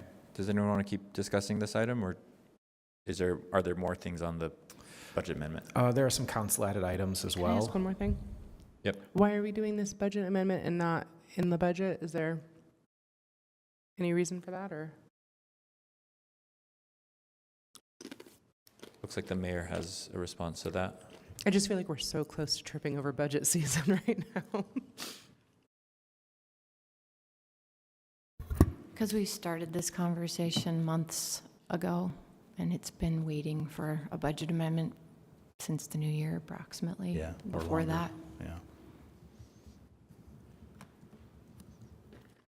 Will approving it on a budget amendment get it implemented quicker than if we waited till budget season? That's the case with Mr. Chair. most things, though, right? Yeah. Mr. Chair, the question on, the scale that you said that if we had attrition of 2 months and then 4 months and there's, a 5-year gap there or difference, 11 months to train a new hire, 3 months to train a lateral. The cost to train a new hire, 11 months, what's that cost of the force? Do you have a cost The estimate cost on? to train a new hire, it's been estimated, we put pen to paper, it's about $120,000 to $150,000. So, okay, $150,000 divided by 9.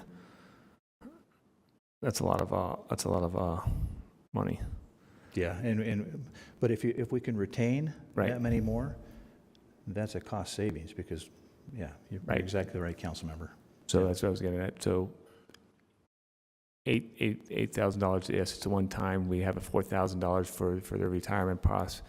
But the cost to train one officer really takes 25 years because he's got to get born. He's got to be 20 years old or something like that major. And then it takes on, we did this in the military pilot wise. So it's a long time to train someone to get there and to be qualified for it. So it's an expensive to train one, and a bonus is not a lot of money in the short run. I or long agree. run. Thank Yeah, you. That's a good way to look at it. All right. Let's go to the next item. So there are four council added items. We had a placeholder for ADU incentives and/or enforcement, but based on the discussion today and the 7-0 straw poll, staff is going to track that for the annual budget. Yeah, please don't go into that one. So the remaining items are the placeholder for holding some form of street activation downtown. If not the open streets that was done the last 3 years, something in its place. We're waiting for information from Economic Development and their discussions with the Downtown Alliance about what it would take and what are the options for downtown street activation. So I don't know if that'll be ready for next Tuesday, but we do have the placeholder. So even if you don't vote on it next Tuesday, you can leave the budget amendment open and come back to it. Can you remind us the dollar value that is in the placeholder? So it's $500,000, but this is just a best guess. Sure. It's likely to change.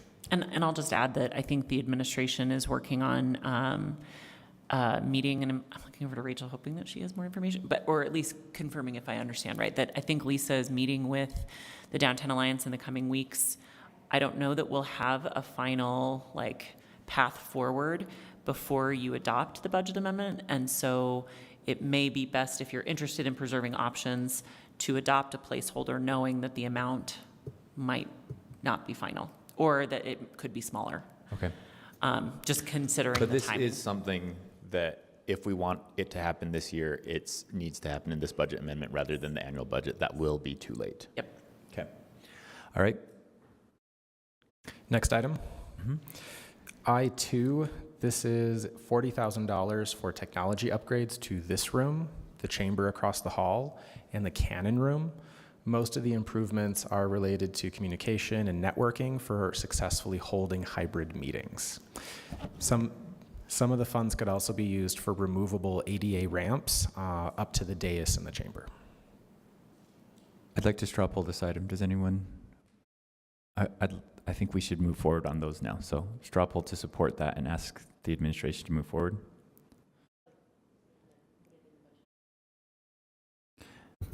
So this would be a council-added item to the budget amendment, and I think the straw poll would just let the administration know that they can move forward with any purchases. Yeah. Councilmember Wharton.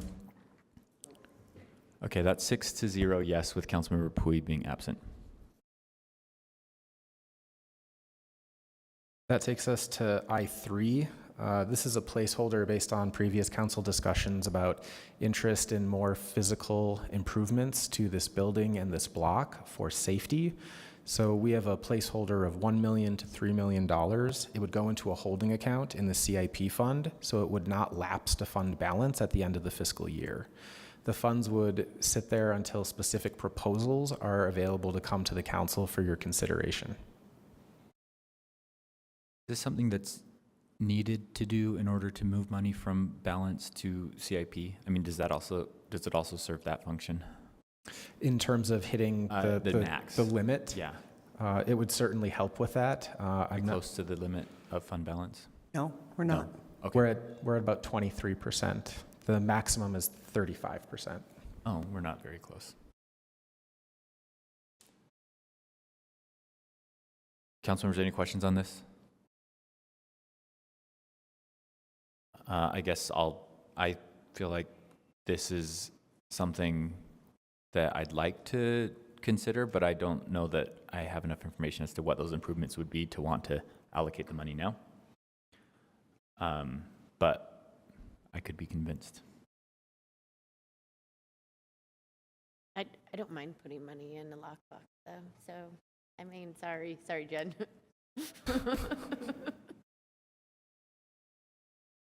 Yeah, but we That's have, right. we can always pull it when we adopt it if we all decide I guess it's to pull worth it, saying right? that this is an item that Councilmember Pui brought up, and since he's absent, we may want to let him give a pitch to us before we decide yes or no on it, or straw poll anything on that. Does that sound okay? All right. All right, is that everything, Ben?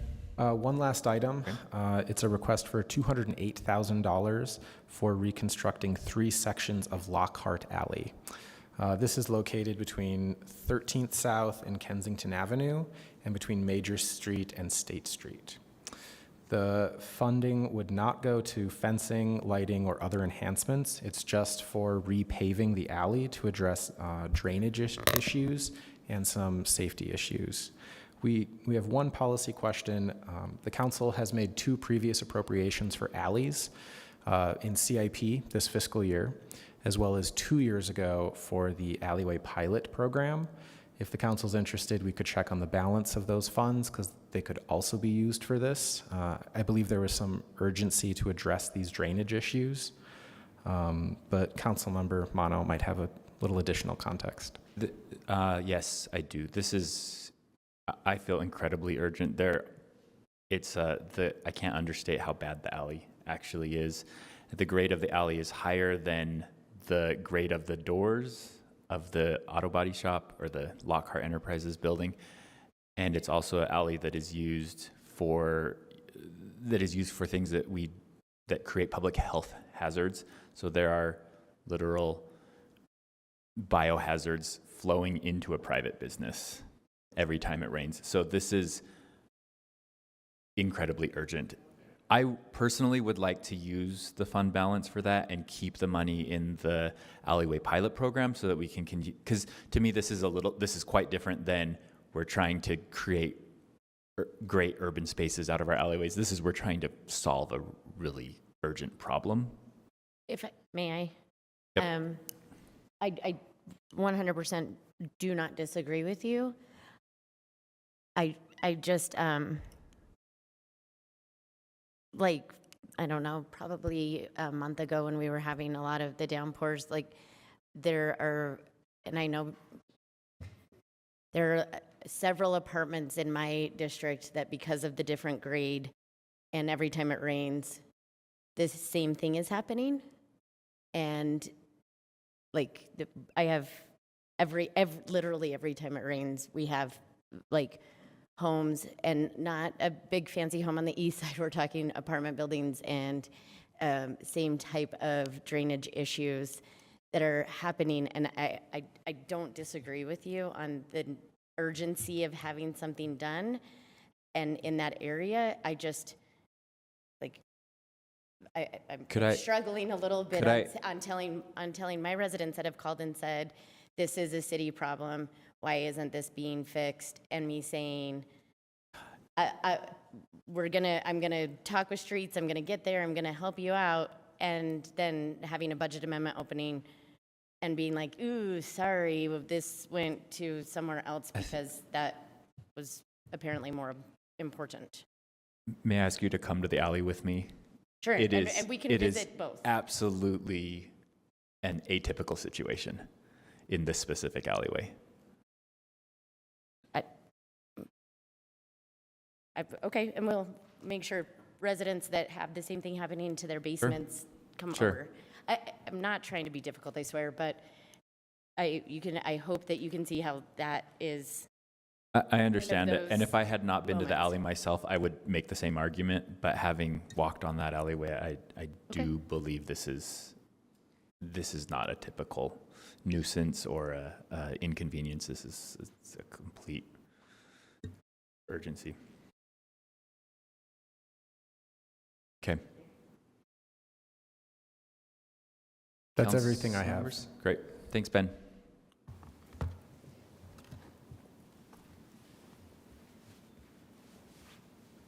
All right. We are on to report and announcements. I have no report. Council Vice Chair Petro, do you have a report? Executive Director, and we do have a closed session. It is regarding security personnel devices or systems, as well as attorney-client matters. I'll look for a motion. Mr. Chair, I move that we go into a closed session to discuss deployment of security personnel devices or systems and to receive advice of counsel. Second. Okay, I have a motion from Councilmember Wharton, a second from Councilmember Fowler. I do need to roll call this, is that correct? Councilmember Fowler? Yes. Wharton? Yes. Petro? Yes. Dugan? Yes. Baldemoros? Yes. And I'm a yes. That passes 6-0 with Councilmember Pui absent, and we will be adjourned after the closed session.